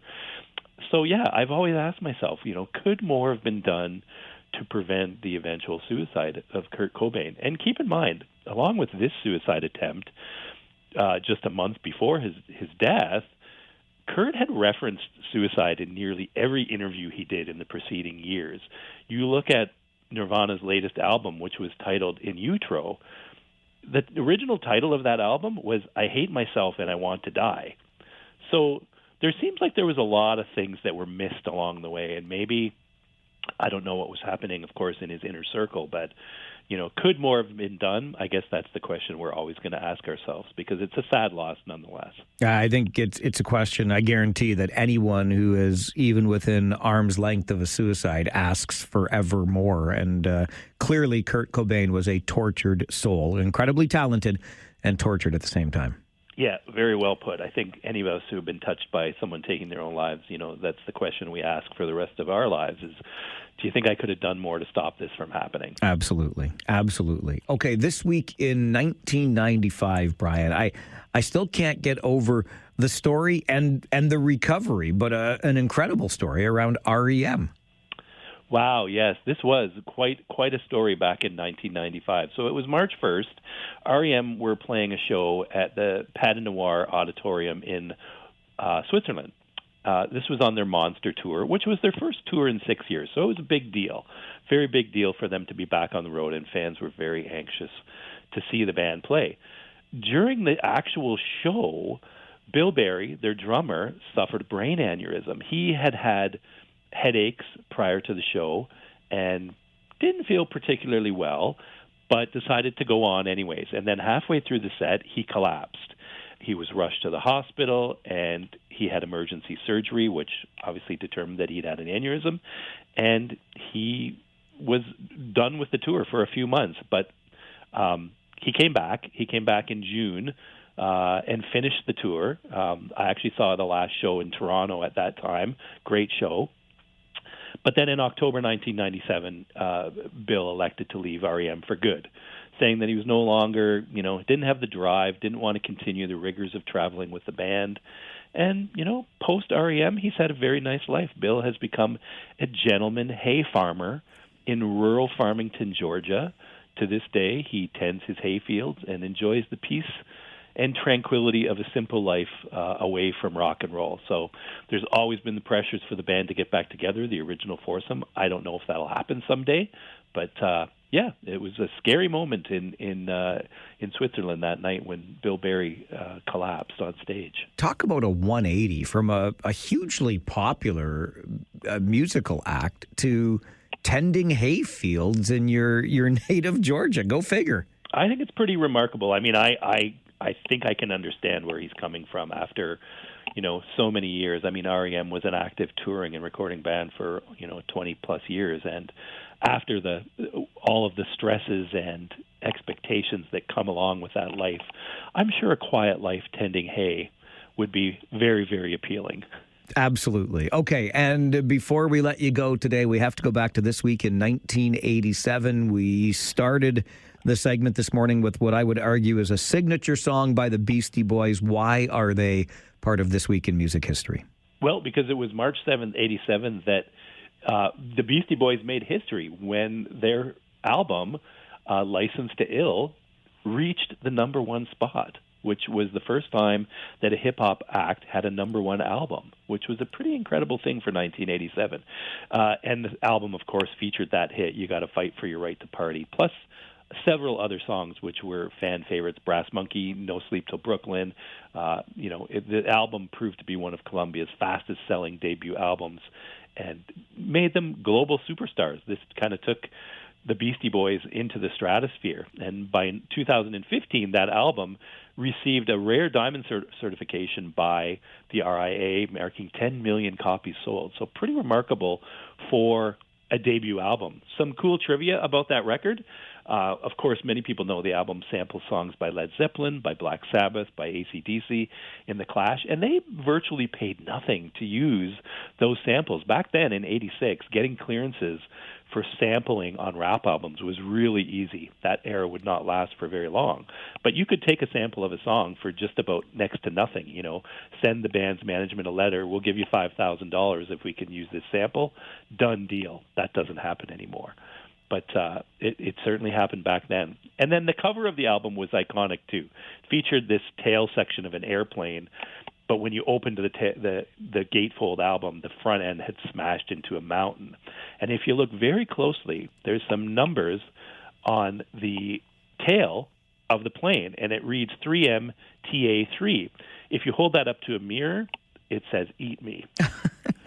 So this was a little, private humor among the band members that they thought that they would put out there. So yeah, it turned out very, very well for the Beastie Boys. One of the most influential hip hop artists that ever come to the scene. And it all happened almost 40 years ago this week in 1987. As always, yeah, it really is. Time flies, Brian. Not just on this segment, but when we think back, like that was 39 years ago. And I can remember hearing, you Yes. got to fight for your right for the first time and seeing the video on Much Music and thinking, what is this? Like, this is really different. But, lots of kids were really into it, so it did very well. Certainly were.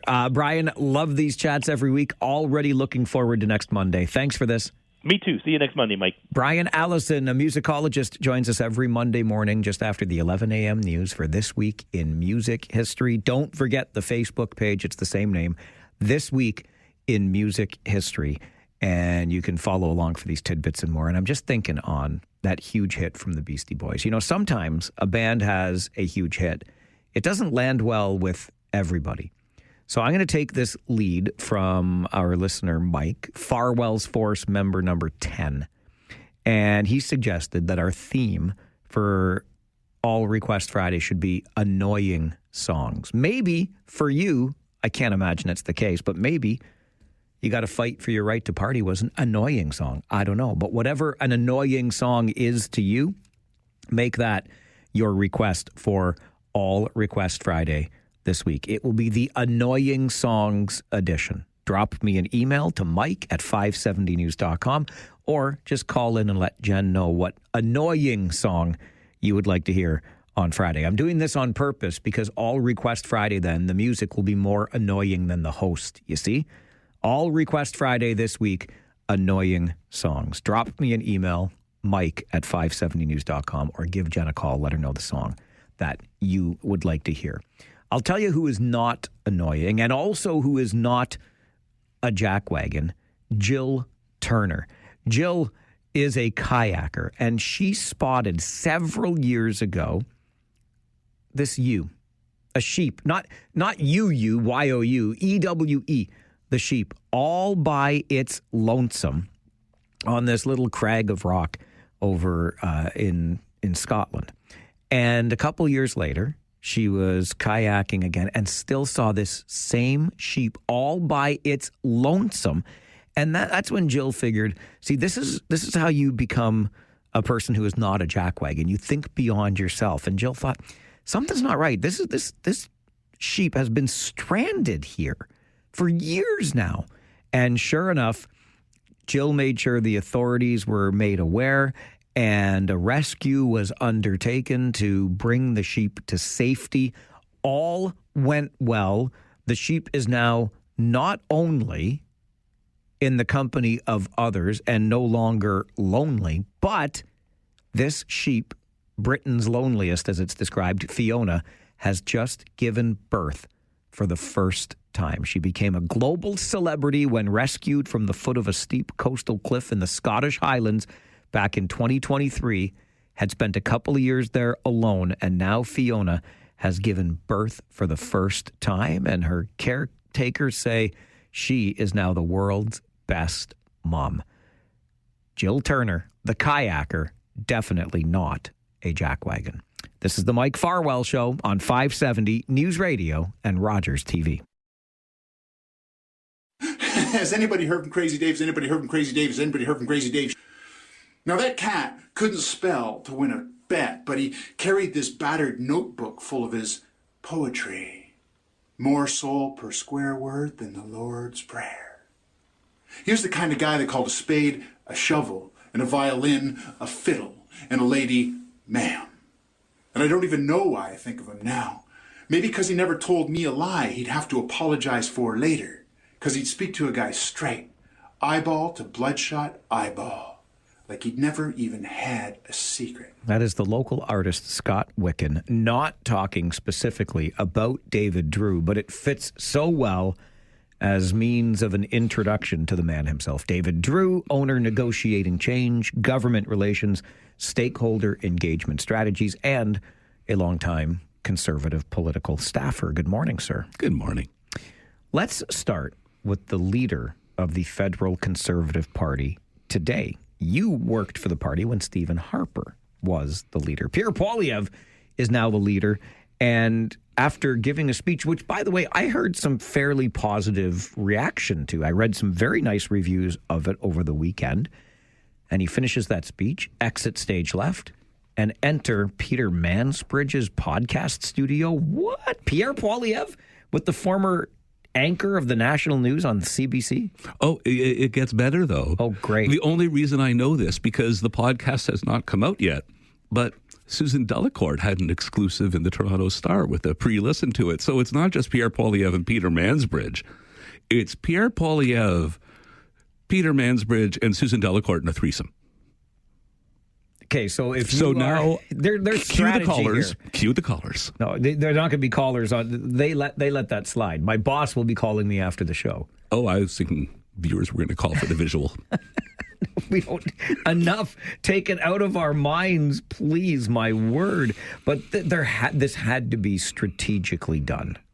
I'm pretty darn sure, yes. The speech, I mean, let's take the two separately because they are related, but they are two separate things. It's the left hand and the right hand. The speech filled a lot of needs that needed to. Other than Jamil Javani, Pierre Poilievre, let me restart. Pierre Poilievre has had trouble cracking through on where he stands on Trump.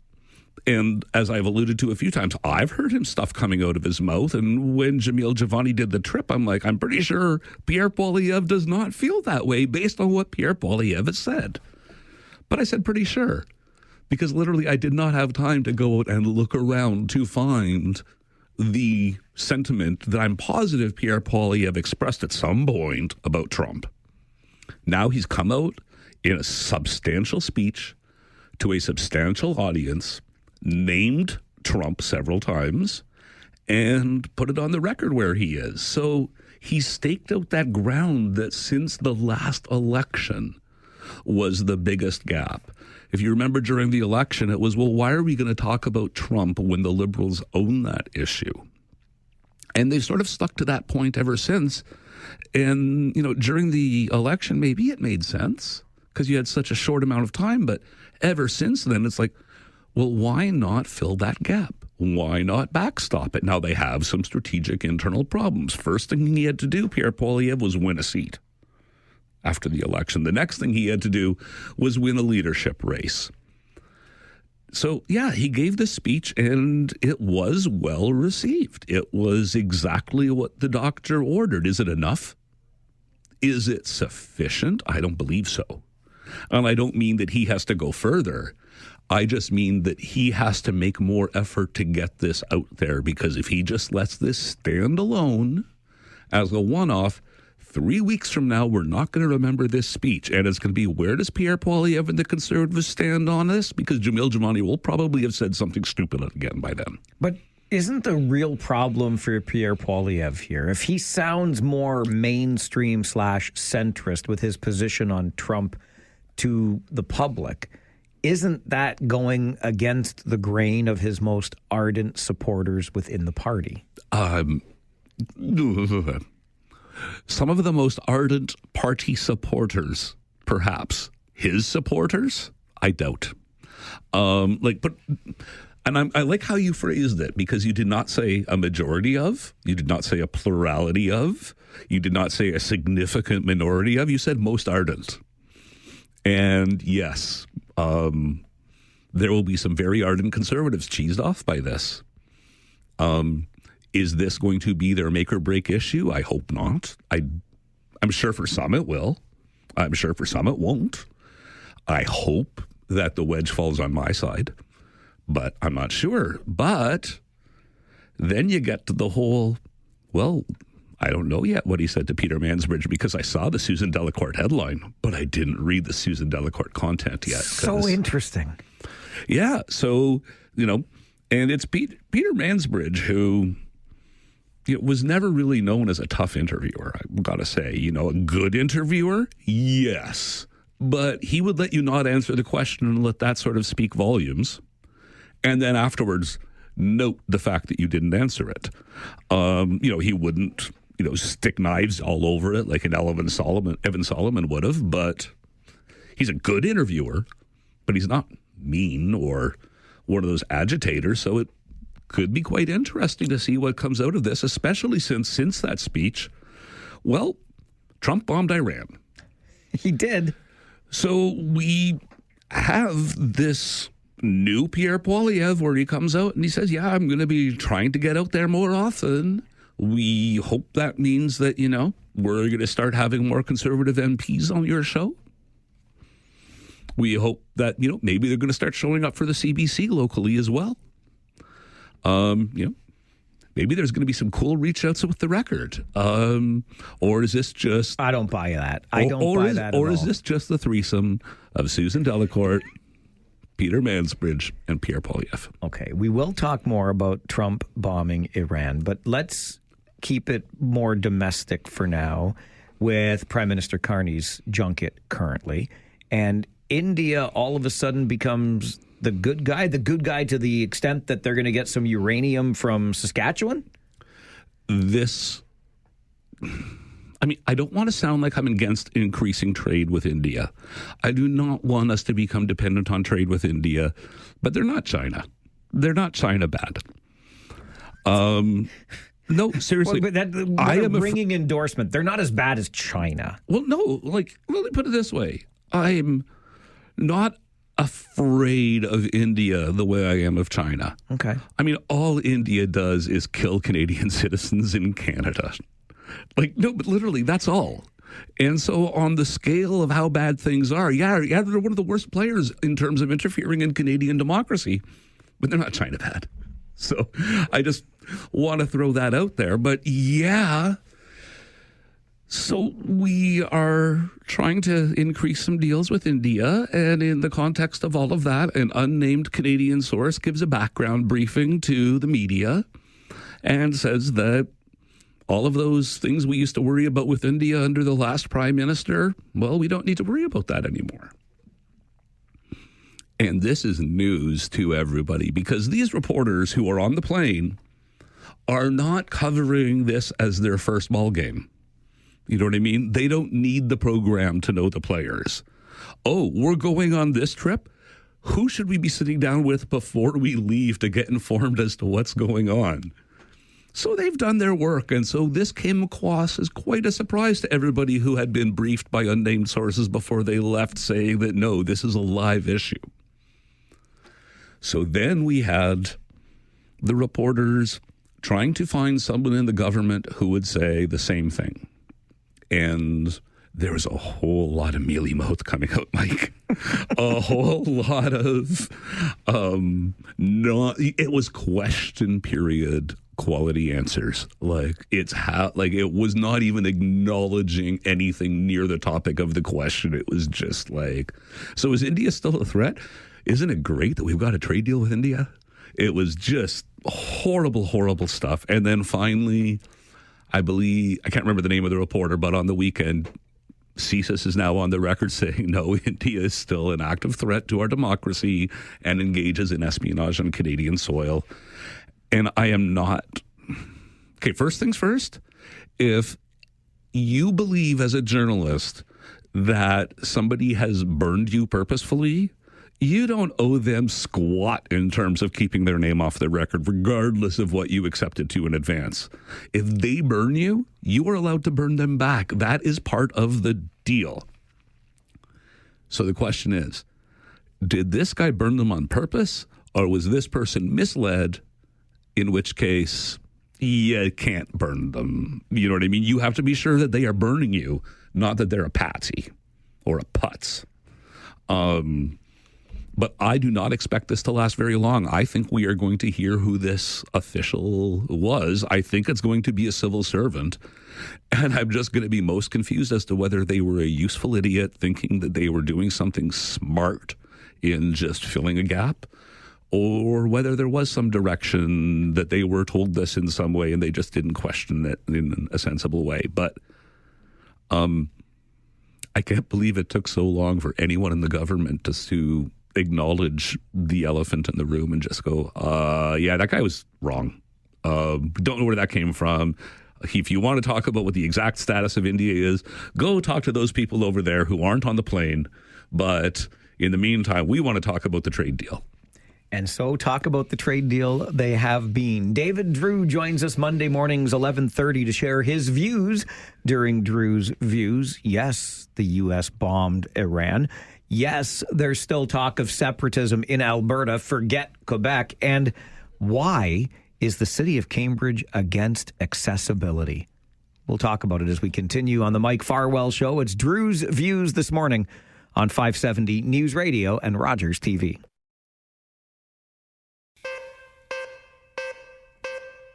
Monday mornings, 11:30, we're joined by David Drewe, owner, negotiating change, government relations and stakeholder engagement strategies. Of course, David spent time working as a staffer for the federal Conservatives for former Kitchener-Conestoga MP Harold Albrecht. David joins us Monday mornings at this time for Drewe's Views.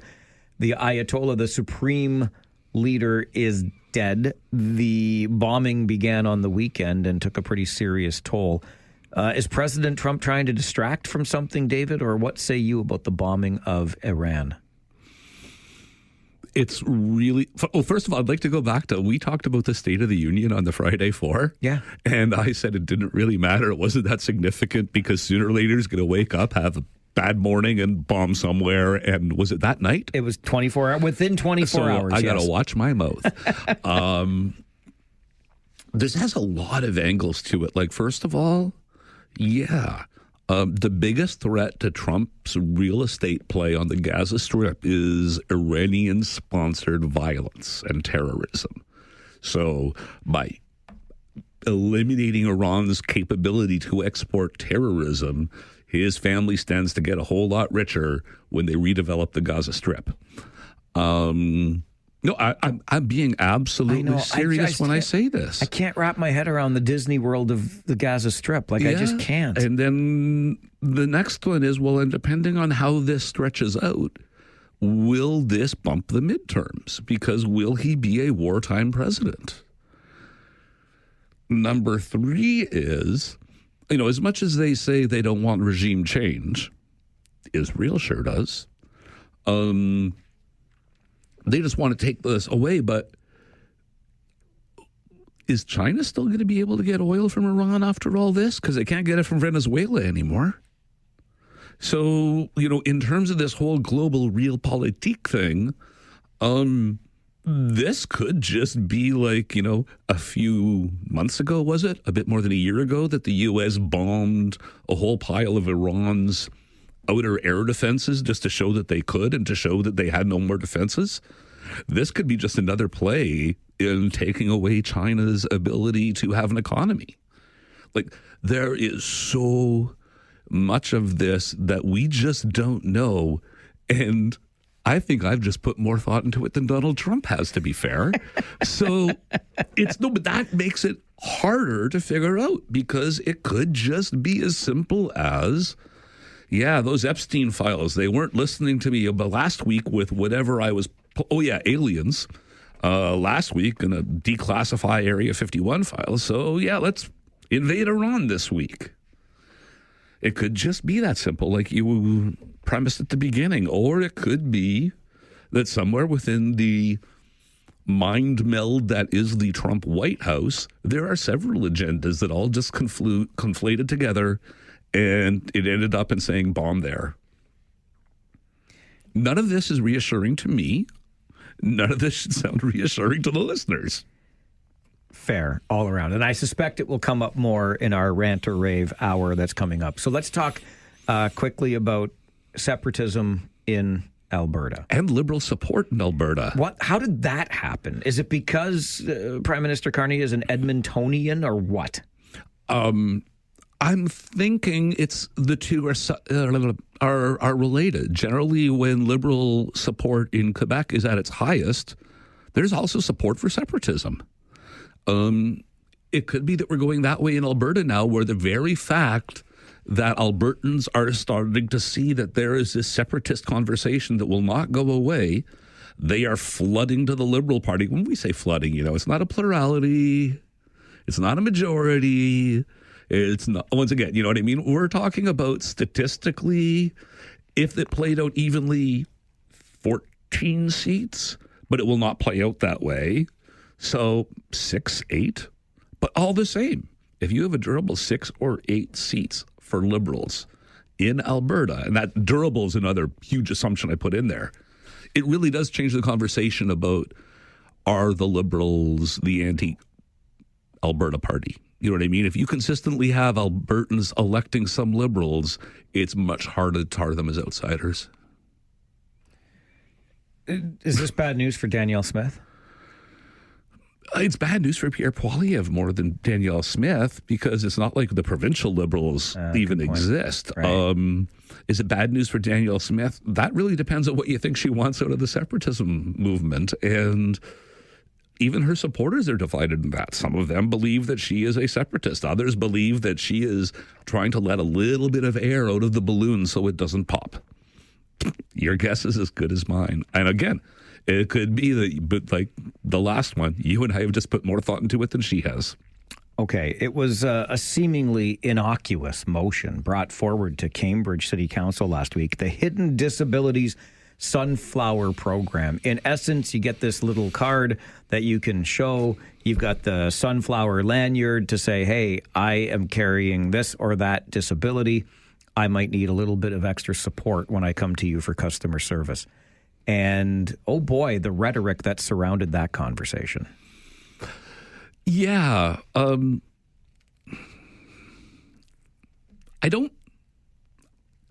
It's too easy to make fun of Cambridge Council at this point, and I really don't want to reduce it to that. But some of the objections that came up were, it's a nice feel-good motion, but that's what it is. A nice feel-good motion. Yeah, tell that to the person who has the disability. Exactly. Staff are overwhelmed and overworked. To the point they can't watch a 10-minute training video. To the point that they can't watch a 10-minute training video. We are potentially putting staff in front of people that could come to them with every single possible physical and mental disability. I mean, I hope people with every possible mental and physical disability are able to access city council staff right now. Exactly. It's incredible. It's like, next thing you know, they're going to be using the same water fountains, Mike. Uh-oh, David. Uh-oh. Okay, that I just pushed that one too far.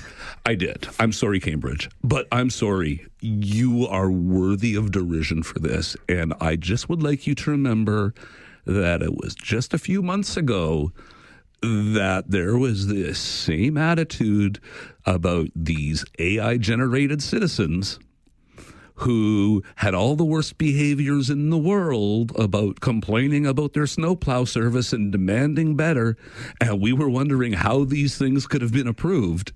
And I'm reading the quotes that came out of this council meeting, and I understand how those AI ads could have been approved.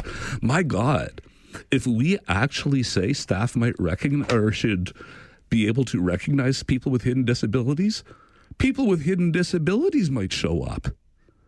It's like the idea of the magic stick that keeps land sharks away. I'm most amazed that you just said that you understand Cambridge. Good job by you.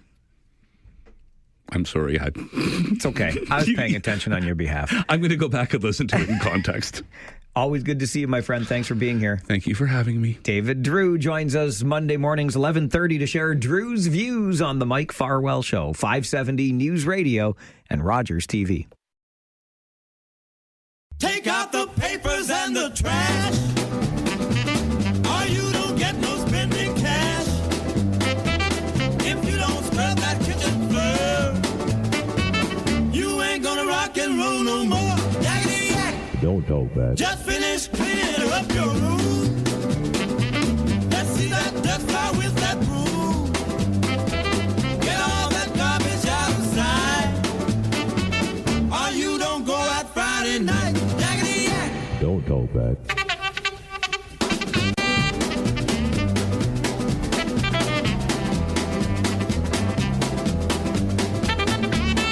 I notice now that Jen on the other side of the glass is avoiding my gaze. You know, it's funny because I asked her this morning. Well, I started, look, I don't always come in hot, okay? If you were listening to any Kitchener Rangers broadcasts over the weekend, you would have heard me come in hot Friday. I was fired up even before the game began Friday, and then even more fired up afterwards because I thought the game got rather nonsensical, but that's beside the point. My point is I don't always come in hot, and this morning I started with, how was your weekend? Did you have a nice weekend? And then I followed that with, did you think about new and interesting ways to torture me again today? And then I don't know what happened a moment ago with Yakety Yak and where it went and why it stopped suddenly and then returned at a normal sound. But I could tell when I looked through the glass that Jen is trying to hide her eyes and her entire face behind a computer monitor, so I can't give her the stink eye. Like, what in HE double hockey sticks is going on? Don't you make me come in there, young lady. To sound like my father a little bit. Young man in my case. It's your Talkback Hour. Let's just focus on that, shall we? Mondays mean it's your rant and or rave hour. You rant because you're upset about something. You rave because you're happy about it. I think you could do both of those things with regard to the biggest story in the world today, and that is the U.S.-Israel bombing of Iran, right?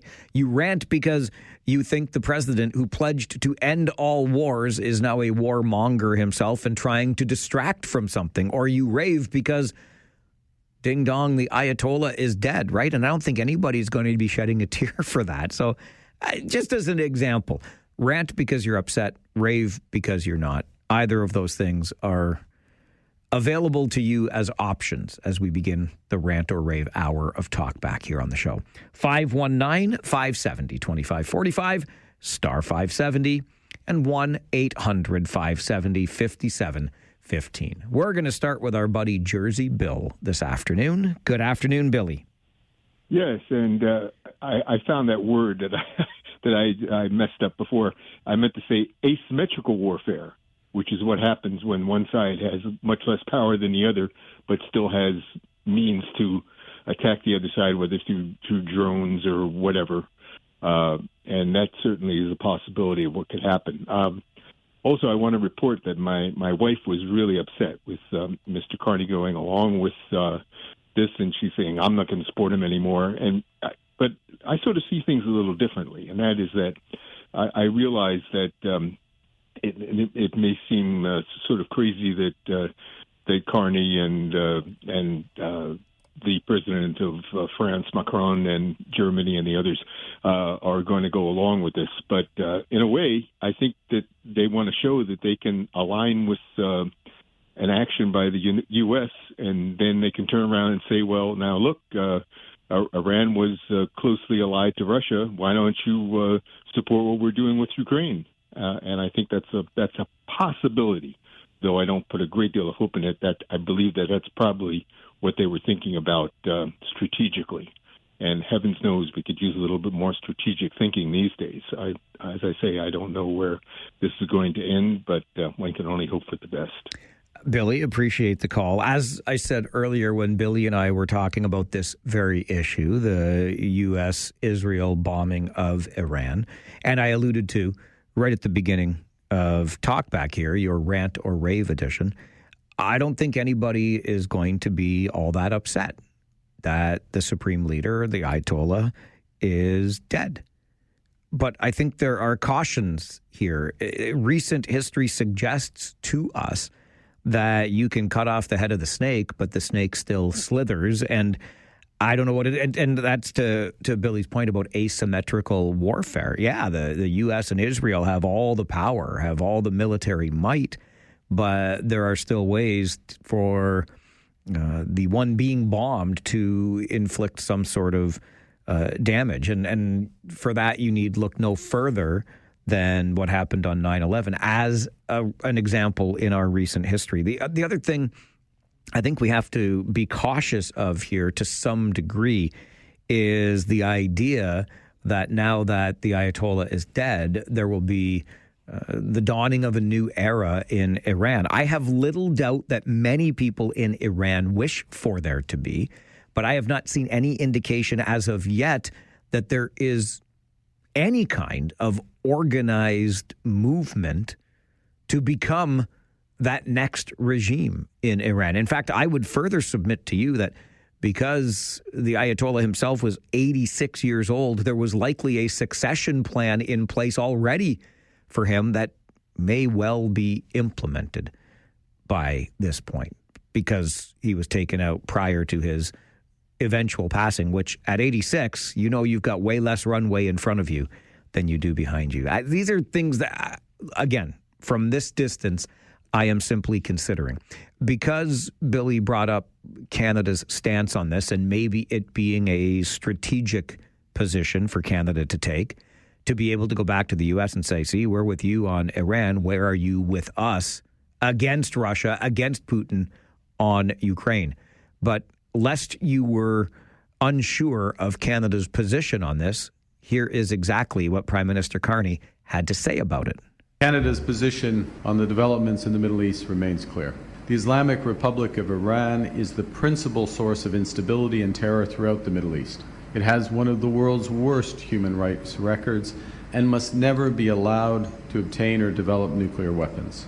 Canada and our international partners have called consistently upon the Iranian regime to end its nuclear program, including at the G7 summit in Kananaskis and with the United Nations reimposition of sanctions this past September. We've sanctioned over 250 Iranian entities. We've listed the Islamic Revolutionary Guard Corps as a terrorist entity. And despite numerous diplomatic efforts, Iran has neither fully dismantled its nuclear program, halted all enrichment activities, nor ended its support for regional terrorist proxy groups. Canada stands with the Iranian people in their long and courageous struggle against this oppressive regime, and we reaffirm Israel's right to defend itself. Canada supports the United States acting to prevent Iran from obtaining a nuclear weapon and to prevent its regime from further threatening international peace and security. And the Canadian government urges the protection of all civilians in this conflict.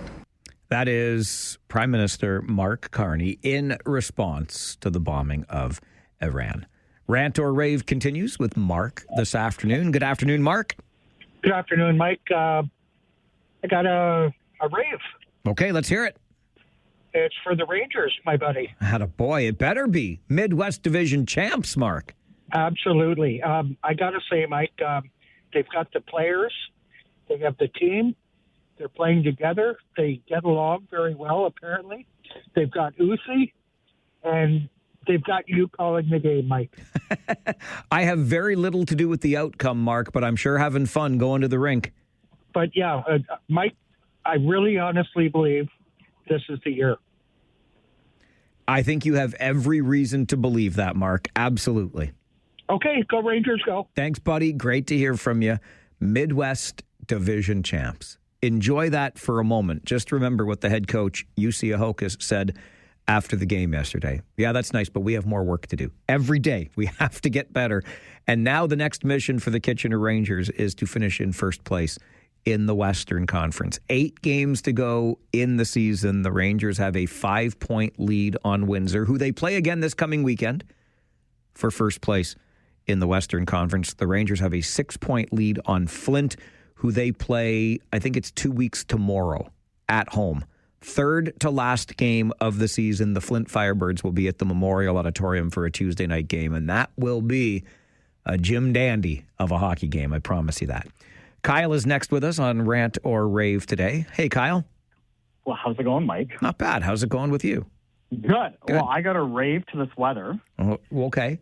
Is it warm yet? Because I love the sunshine, but boy, was it cold yesterday.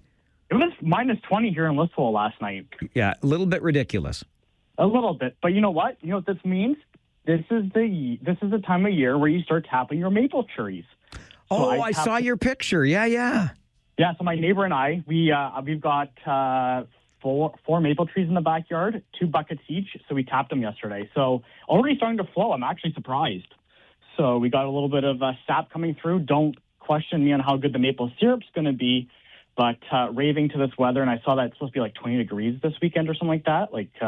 So, I mean, that's beer drinking weather and lawn cutting weather coming up, Mike. So I'm excited. Thank you very much. And you know what?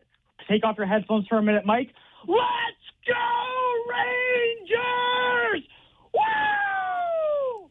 Thanks, Mike. Thanks, Kyle. I don't know how he does it, but he does it. And I'm not getting too carried away on beer drinking and lawn mowing. However, I never thought this weather was coming back. I have not seen 20 for next weekend, but I have seen 10, and I'll take it because that's about 30 degrees warmer than it was yesterday. Rant or Rave continues on the Mike Farwell Show this afternoon. 570 News Radio and Rogers TV. Take out the papers and the trash, or you don't get no spending cash. If you don't scrub that kitchen floor, you ain't gonna rock and roll no more. Don't talk back. Just finish cleaning up your room. Let's see that dust fly with that broom. Get all that garbage outside, or you don't go out Friday night. Jaggedy yak. Don't talk back.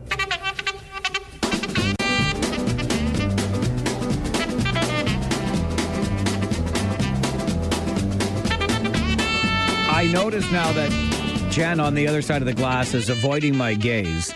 You know, it's funny because I asked her this morning. Well, I don't always come in hot, okay? If you were listening to any Kitchener Rangers broadcasts over the weekend, you would have heard me come in hot Friday. I was fired up even before the game began Friday, and then even more fired up afterwards because I thought the game got rather nonsensical, but that's beside the point. My point is I don't always come in hot, and this morning I started with, how was your weekend? Did you have a nice weekend? And then I followed that with, did you think about new and interesting ways to torture me again today? And then I don't know what happened a moment ago with Yakety Yak and where it went and why it stopped suddenly and then returned at a normal sound. But I could tell when I looked through the glass that Jen is trying to hide her eyes and her entire face behind a computer monitor. So I can't give her the stink eye. Like, what in HE double hockey sticks is going on? Don't you make me come in there, young lady. To sound like my father a little bit. Young man in my case. It's your Talkback Hour. Let's just focus on that, shall we? Mondays mean it's your rant and or rave hour. You rant because you're upset about something. You rave because you're happy about it. I think you could do both of those things with regard to the biggest story in the world today, and that is the U.S.-Israel bombing of Iran, right? You rant because you think the president who pledged to end all wars is now a warmonger himself and trying to distract from something, or you rave because ding dong, the Ayatollah is dead, right? And I don't think anybody's going to be shedding a tear for that. So just as an example, rant because you're upset, rave because you're not. Either of those things are available to you as options as we begin the rant or rave hour of Talkback here on the show. 519-570-2545, star 570, and 1-800-570-5715. We're going to start with our buddy Jersey Bill this afternoon. Good afternoon, Billy. Yes, and I found that word that I messed up before. I meant to say asymmetrical warfare, which is what happens when one side has much less power than the other, but still has means to attack the other side, whether it's through drones or whatever. And that certainly is a possibility of what could happen. Also, I want to report that my wife was really upset with Mr. Carney going along with this, and she's saying, I'm not going to support him anymore. But I sort of see things a little differently, and that is that I realize that it may seem sort of crazy that Carney and the president of France, Macron, and Germany and the others are going to go along with this. But in a way, I think that they want to show that they can align with an action by the U.S., and then they can turn around and say, well, now look, Iran was closely allied to Russia. Why don't you support what we're doing with Ukraine? And I think that's a possibility, though I don't put a great deal of hope in it. That I believe that that's probably what they were thinking about strategically. And heavens knows we could use a little bit more strategic thinking these days. As I say, I don't know where this is going to end, but one can only hope for the best. Billy, appreciate the call. As I said earlier, when Billy and I were talking about this very issue, the U.S.-Israel bombing of Iran, and I alluded to right at the beginning of Talkback here, your rant or rave edition, I don't think anybody is going to be all that upset that the supreme leader, the Ayatollah, is dead. But I think there are cautions here. Recent history suggests to us that you can cut off the head of the snake, but the snake still slithers. And I don't know what it, and that's to Billy's point about asymmetrical warfare. Yeah, the U.S. and Israel have all the power, have all the military might, but there are still ways for the one being bombed to inflict some sort of damage. And for that, you need look no further than what happened on 9/11 as an example in our recent history. The other thing I think we have to be cautious of here to some degree is the idea that now that the Ayatollah is dead, there will be the dawning of a new era in Iran. I have little doubt that many people in Iran wish for there to be, but I have not seen any indication as of yet that there is any kind of organized movement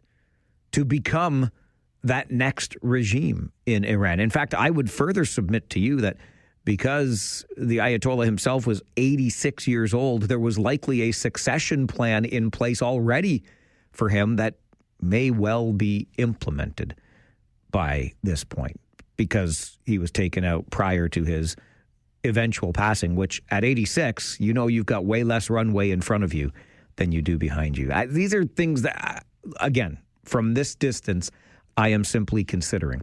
Because Billy brought up Canada's stance on this and maybe it being a strategic position for Canada to take, to be able to go back to the U.S. and say, see, we're with you on Iran. Where are you with us against Russia, against Putin on Ukraine?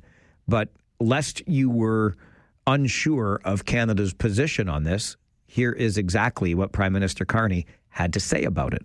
Canada's position on the developments in the Middle East remains clear. The Islamic Republic of Iran is the principal source of instability and terror throughout the Middle East.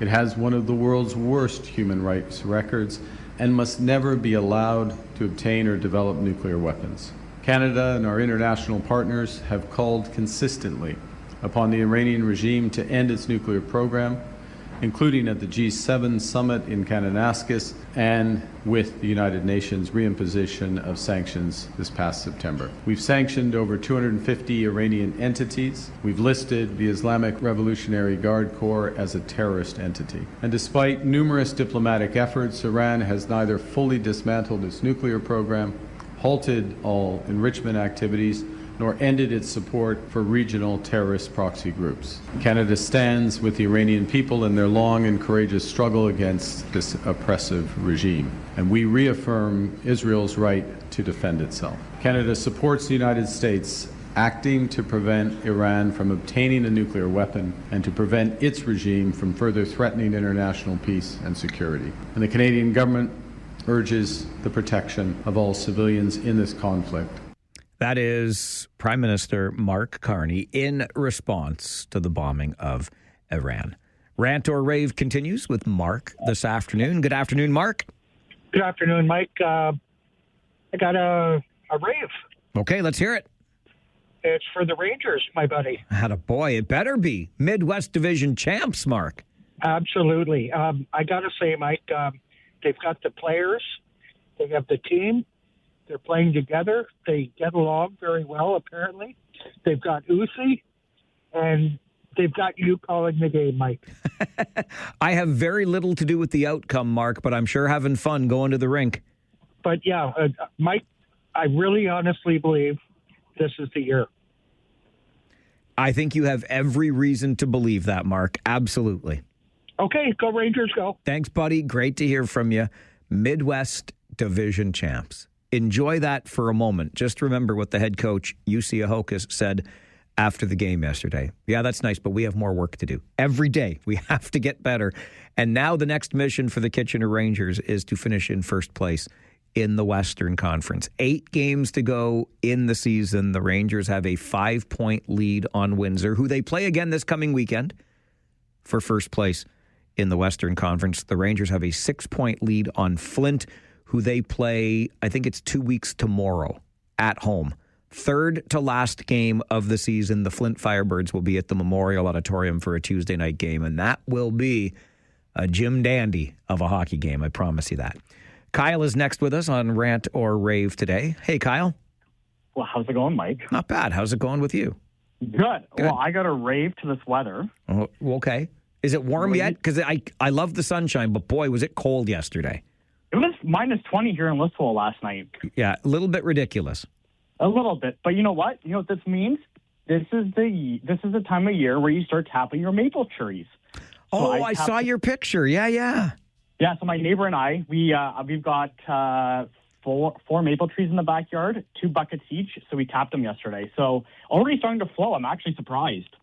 So we got a little bit of sap coming through. Don't question me on how good the maple syrup's going to be, but raving to this weather, and I saw that it's supposed to be like 20 degrees this weekend or something like that.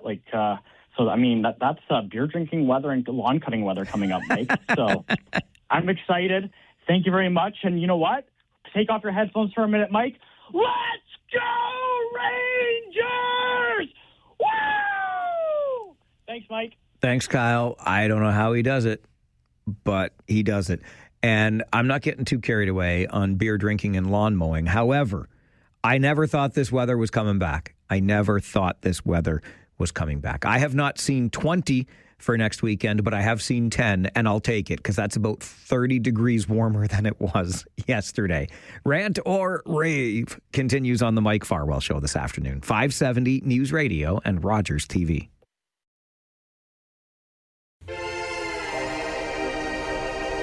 On Mondays, this Talkback Hour is in keeping with long-standing tradition here at the radio station. We do ranting and or raving on Mondays. Rant because you're upset about something, rave because you're not. Right back to the phones we go. Terry is with us. Good afternoon, Terry. Hey, good afternoon, Mike. I called your show, your Rangers show after the game about a month ago or so, and you didn't seem overly optimistic that the Rangers could finish first in the Western Conference. You remember that? I remember your call. I don't recall being pessimistic about their chances of finishing first, but I'll take you at your word. Yeah, it's just that I was saying they seem to have the Windsor Spitfires number this year, or actually the last couple of years. Flint, I don't know. I mean, it's hard to tell. It's hard to gauge what they can do against Flint, but those are the 3 best teams in the West. And then you were making the comment that they would have to play one of those 2 teams before they got to the Western Conference Final. But hey, if they hold on to first place, they don't have to worry about that. Yeah, it's a good point. Those 2 teams will have to battle it out in the second round. So, but Mike, I was in Windsor this past Saturday. Now, you talk about Antonino's Pizza, correct? Best pizza I have ever had in my life. No, I was near there this past Saturday. I was down in the Ojibwe and EC Row area, which is a stone's throw away from where Antonino's is. They're in LaSalle, and normally, wouldn't you? I don't know off the top of my head, but I'm assuming that you guys would stay at a hotel near downtown Windsor. We do. We stay in one usually. We've mixed it up over the years, but most recently we're down by the water. Yes. Yes, I was thinking of what you said, and I was thinking of going there on Saturday, but I was a little pressed for time. Does Moose get on the bus and drive you down there, or do you take a Uber? It's too far to walk, I'm assuming. Yeah. No, we've been in different hotel locations in the past, and we've also had our own vehicles in the past driving down by ourselves. So lots of different opportunities over the years. And the first time I had my Antonino's pizza, actually ordered it from the arena as I was leaving, picked it up on the way, and then dummied the entire box driving home. Excellent. Good to know, Mike, because I'm planning on coming down to Windsor probably in the next couple of months. There's a trail down here that I like to ride my bicycle on, so I'm going to try that. Come down for a weekend, so I'll have to check out Antonino's at that time. So I'll probably stay for the weekend, so I'll have a lot of time then. So Make sure you do it. I will, Mike. Looking forward to it. Thank you, sir. Thanks for the advice. Thanks, Terry. Appreciate the call. Try the cannoli while you're there, too. Let me tell you, you're not going to go wrong with my friend Antonino in Windsor. Best pizza I have ever had. Joe is next on Rant or Rave. Good afternoon, Joe. Afternoon, Mike. Was going to weigh in on the whole Iran war, but pretty hard to top everything that David Drewe said. A lot to unpack there, big nut to turn.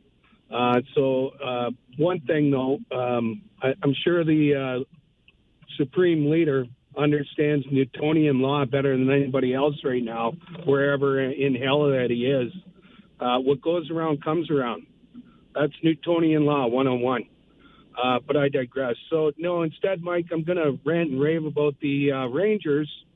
My rant is I haven't been to a game in months because I've been recovering from knee surgery, so I've been rehabbing. But when I went back, where we normally meet in the lounge during between periods, there's like a concession stand there. And it just looks dumpy. And, you know, we had limited space in the lounge to begin with. So it seems a little bit ill-conceived to me. I'm not really happy with it, but I digress. My rave is for the Rangers. Way to go last night. That was awesome. Or yesterday. What a game, man. I felt like I was out of body watching the Rangers play the Knights. I'm like, is this the Knights? Anyway, that's my comment for today, Mike. Thanks. All right, Joe. Thanks for the call. I got to go off the top of my head. I know for sure that Kitchener has points in 22 of their last 23 games. And I think when I did the longer view of it yesterday, it was points in 31 of 35. I think either way, we're at a point with this Rangers team this season where it reminds me so much of that 2007, 2008 season when Kitchener won 53 games and hosted the Memorial Cup. You just went to the rink every day and you just expected the team would win. And Windsor comes to town, the Rangers beat them. London comes to town, the Rangers beat them. You go on the road and you play Guelph and you beat them. Like, it just, I don't know how to explain it other than not only how talented this team is, but how hard it works. That comes from the coaching staff on down. It's a lot of fun to watch this team play hockey right now. And Mark called earlier and said, you know, he thinks this could be the year. Hey, listen, it could be. I keep telling Josh Piercy this. It's not always like this. We've been a long time between championships with this hockey club. So I'm not going to put that into the universe yet. But boy, oh boy, I know this for sure. These Kitchener Rangers are a hard team to beat. And anybody who beats the Kitchener Rangers 4 out of 7 games, which they would have to do in a playoff series, is going to have to be something pretty special. That is absolutely certain. Francis is next on Rant or Rave. Good afternoon, Francis. Good afternoon, Mike. Don't know where to go with this one. A lot of great, crazy things going on in the world, but of course, back to the water woes. They're talking about getting an inquiry going. Well, you know what happens when you don't have any farmers on the board when they decide it's taken for the Wilmot lines. And, you know, farmers do know how the world works with water and how it has to go to the Mother Earth and everything else. And with that, I'll just say, God help us in everything. And you take care. All right, Francis, thank you. Yes, Francis is always invoking either a God bless or, in this case, God help us all, because there is a lot going on out there. I do not disagree about the value of the farmer's voice in what's going on right now in this region when it comes to our water. I've told you a number of times. I'll just remind you again. I had a conversation with one of our farmers in Wilmot last week, and he told me for years he has been seeing this train on the tracks. He's noticed the problems. He's alerted regional officials to the problems. And here we are now in this full-blown crisis when it comes to our water.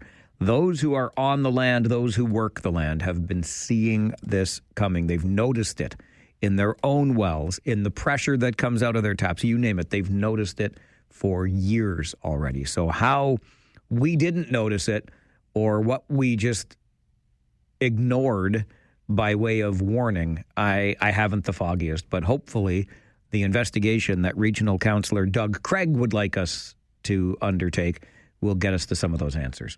John, Farwell's Force member number 67, is with us on Rant or Rave. Hi, John.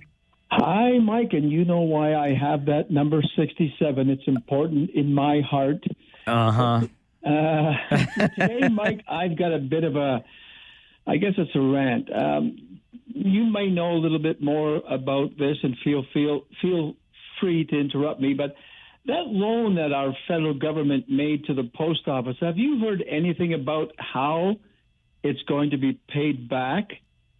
It's funny you should ask that, John, because just last week we do a regular Wednesday morning segment every Wednesday morning at 10 with the Blacklocks reporter, and their managing editor, Tom Korski, comes on the show. The Talkback Hour on last Monday Wednesday morning is reserved for your rants. We talked about that very thing. Or your raves, rant because you're upset about something, $2 billion because you're happy. Maybe it's because of the sunshine. The sunshine that will is unlikely to be seen into double digits by the weekend, according to Environment Canada.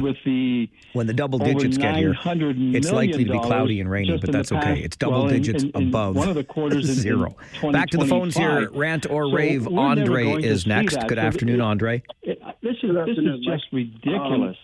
There's been 8 consecutive years of losing money. Always appreciate it. I don't know good why old vitamin D. It's good for you. Delivery, and I usually don't like missing that Mike, Wednesday segment, but last Wednesday I was painting at our local museum here, so in the past, doing some that so-called heritage work, I guess. So I missed that, but London, I don't think we'll ever see a nickel of that taxpayers' money. This year is the year, not and I do agree on the that. money that we lost on the Olympics with CBC. Would say, but in my words, cannot lady sell advertising during the Olympics. They did advertise their gem, which comes out of the taxpayers' money as well. But I just don't know how they continue to put money into the post office. No, I'm not having gluten-free, no. No solid financial plan to pay the taxpayers back, and there's no business model. They just continue to lose money. The other thing and if I can end it, Mike, with people wondering why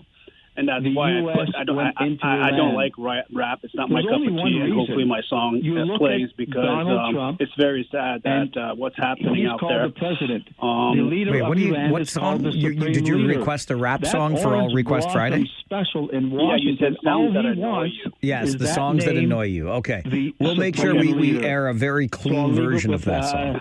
With that note, Mike, enjoy the sunshine. The thing is that I have a lot of neighbors. I grew in Montreal, and multicultural. Thanks, John. Good to hear from you. John is Farwell's Force member number 67 because he's a fan of the team that shall not be named. How hurt it is. So when he phones in with the crime that's happening and around shares us, his Farwell's Force number with us, he wants me to remember 1967. And oh, John, do I? Well, I wasn't quite born, but the number is forever etched in my mind. Good thing I have my Rangers this year. I'd be a lost puppy otherwise. Mike is with us on Rant or Rave. Good afternoon, Mike. Andre, thank you. How are you? I'm fine. I can't even remember where that conversation started. Put in a rave. And anyway, I'm glad you got a smile on your face. I'm glad you made a request for All Request Friday this week. We are going to do the songs that annoy you. So we get to annoy one another. My mission, well, to be honest with you, I took this idea from Mike, one of our Farwell's Force members, number 10.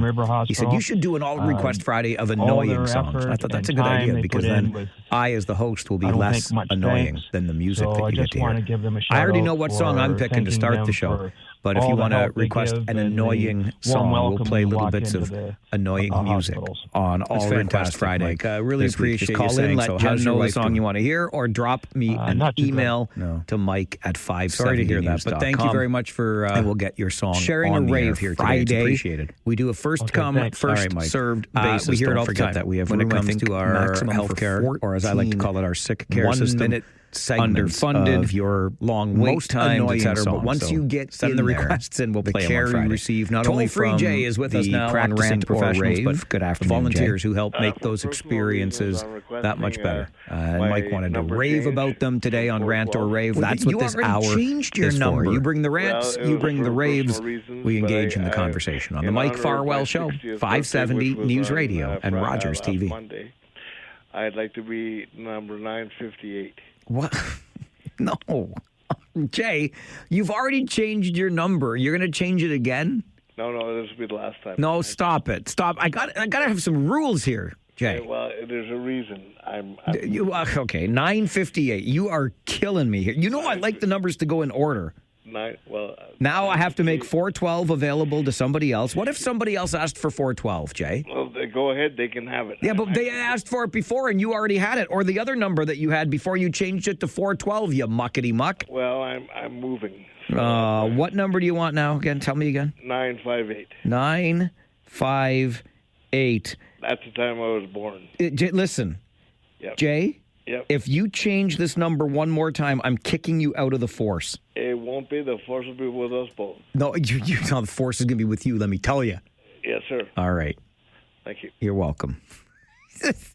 I like things to be in a sequential order, okay? The force started at number 1. Then along came 00 George to sneak in ahead of Mary. And I've got some 0.5s and ABs. And then I've got my list of Farwell's Force members that is sequentially up to number 340. We added new members today, and we have every number filled from 00, plus a 0.5 in there somewhere. 5.5 is Ashley's number, plus 43A is another number. Anna is 43. Her son Elijah is 43A. And then all the way up to 340. And then I've got my page of randoms here. It even says Farwell's Force randos. Number 396, number 370, number 359, number 377, number 958, number 2222. I like the things to go in order. Next number should be 341. We are a force for good. We are a force for change. We are a force to be reckoned with. We are Farwell's Force. That's what we do here on the show. If you listen for 15 minutes every day, you can be a member of Farwell's Force. You can pick whatever number you want. You can change it because how can I stop you from changing it since Jay keeps changing his? But I would prefer you just take the next number in line. It makes my life it doesn't make my life easier. It just helps settle my mind a little bit because I'm a strange cat that way. But if you listen for 15 minutes a day, drop me an email to Mike at 570news.com. We will add you to Farwell's Force. I got to go. Now you know with Rob Snow what's coming up. My name is Mike Farwell. You are a force for good. Bye for now.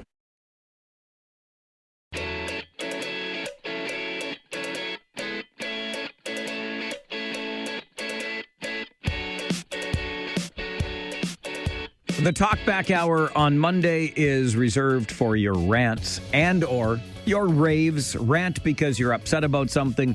Rave because you're happy. Maybe it's because of the sunshine. The sunshine that will take us into the double digits by the weekend, according to Environment Canada. When the double digits get here, it's likely to be cloudy and rainy, but that's okay. It's double digits above zero. Back to the phones here. Rant or rave. Andre is next. Good afternoon, Andre. Good afternoon, Mike. Yeah, it was nice to go out there and have some sunshine. It's always appreciated. Good old vitamin D. It's good for you. I take that too. Mike, I have to say a couple of things. So with Terry, he is right. In the past, he did say that you do need to pass through Windsor and London, and because the Rangers has proven that. And you said that this year is the year, and I do agree on that. So, but like you, Siokas, would say, but in my words, is the fat lady sings it's not over until the fat lady sings at the end, right? And two, Mike, when you go to Windsor, you cannot have that pizza no more. I had to support my wife. I've been having gluten-free pizza. No, I'm not having gluten-free. No. Oh, Mike, No. you're a pro. You're a champ. No. Just like me, and one day I'm going to die with the wine, right? The other thing is that two quick things, Mike, is with what's happening in the world, and that's why I don't like rap. It's not my cup of tea, and hopefully my song plays because it's very sad that what's happening out there. Wait, what song? Did you request a rap song for All Request Friday? Yeah, you said sounds that annoy you. Yes, the songs that annoy you. Okay. We'll make sure we air a very clean version of that song. Thank you. Thank you, Andre. But the thing is that I have a lot of neighbors. I grew in Montreal and multicultural, and it's sad because I talk to some people when I walk the dog and stuff like that, and you just tell how hurt it is, and especially with the crime that's happening around us. Like, I live behind a superstore. What happened twice? Hopefully the chief will talk about it tomorrow because it's just, like, it marks you. But then when I called in today and I talked to Jen and with the other ladies that were there, they were laughing, and they put a smile on my face. So go Rangers, go. Andre, thank you. I can't even remember where that conversation started. And anyway, I'm glad you got a smile on your face. I'm glad you made a request for All Request Friday this week. We are going to do the songs that annoy you. So we get to annoy one another. My mission, well, to be honest with you, I took this idea from Mike, one of our Farwell's Force members, number 10. He said, you should do an All Request Friday of annoying songs. And I thought that's a good idea because then I, as the host, will be less annoying than the music that you get to hear. I already know what song I'm picking to start the show, but if you want to request an annoying song, we'll play little bits of annoying music on All Request Friday this week. Just call in, let Jen know the song you want to hear, or drop me an email to mike@570news.com, and we'll get your song on the air Friday. We do a first-come, first-served basis. Don't forget that. We have room, I think, maximum for 14 one-minute segments of your most annoying song. So send the requests in. We'll play them on Friday. Toll-free Jay is with us now on Rant or Rave. Good afternoon, Jay. For personal reasons, I'm requesting my number change from 412. Well, you already changed your number. Well, it was for personal reasons, but I in honor of my 60th birthday, which was on last Monday, I'd like to be number 958. What? No. Jay, you've already changed your number. You're going to change it again? No, this will be the last time. No, stop it. Stop. I got to have some rules here, Jay. Okay, well, there's a reason. Okay, 958. You are killing me here. You know I like the numbers to go in order. Now I have to make 412 available to somebody else. What if somebody else asked for 412, Jay? Well, go ahead. They can have it. Yeah, but they asked for it before, and you already had it. Or the other number that you had before you changed it to 412, you muckety muck. Well, I'm moving. What number do you want now? Again, tell me again. 958. 958. That's the time I was born. Listen, Yep. Jay. Yep. If you change this number one more time, I'm kicking you out of the force. It won't be. The force will be with us both. No, the force is going to be with you, let me tell you. Yes, sir. All right. Thank you. You're welcome. I like things to be in a sequential order, okay? The force started at number 1. Then along came 00 George to sneak in ahead of Mary. And I've got some 0.5s and ABs. And then I've got my list of Farwell's Force members that is sequentially up to number 340. We added new members today, and we have every number filled from 00, plus a 0.5 in there somewhere. 5.5 is Ashley's number, plus 43A is another number. Anna is 43. Her son Elijah is 43A. And then all the way up to 340. And then I've got my page of randoms here. It even says Farwell's Force randos. Number 396, number 370, number 359, number 377, number 958, number 2222. I like the things to go in order. Next number should be 341. We are a force for good. We are a force for change. We are a force to be reckoned with. We are Farwell's force. That's what we do here on the show. If you listen for 15 minutes every day, you can be a member of Farwell's force. You can pick whatever number you want. You can change it because how can I stop you from changing it since Jay keeps changing his? But I would prefer you just take the next number in line. It makes my life it doesn't make my life easier. It just helps settle my mind a little bit because I'm a strange cat that way. But if you listen for 15 minutes a day, drop me an email to mike@570news.com. We will add you to Farwell's force. I got to go. Now you know with Rob Snow what's coming up. My name is Mike Farwell. You are a force for good. Bye for now.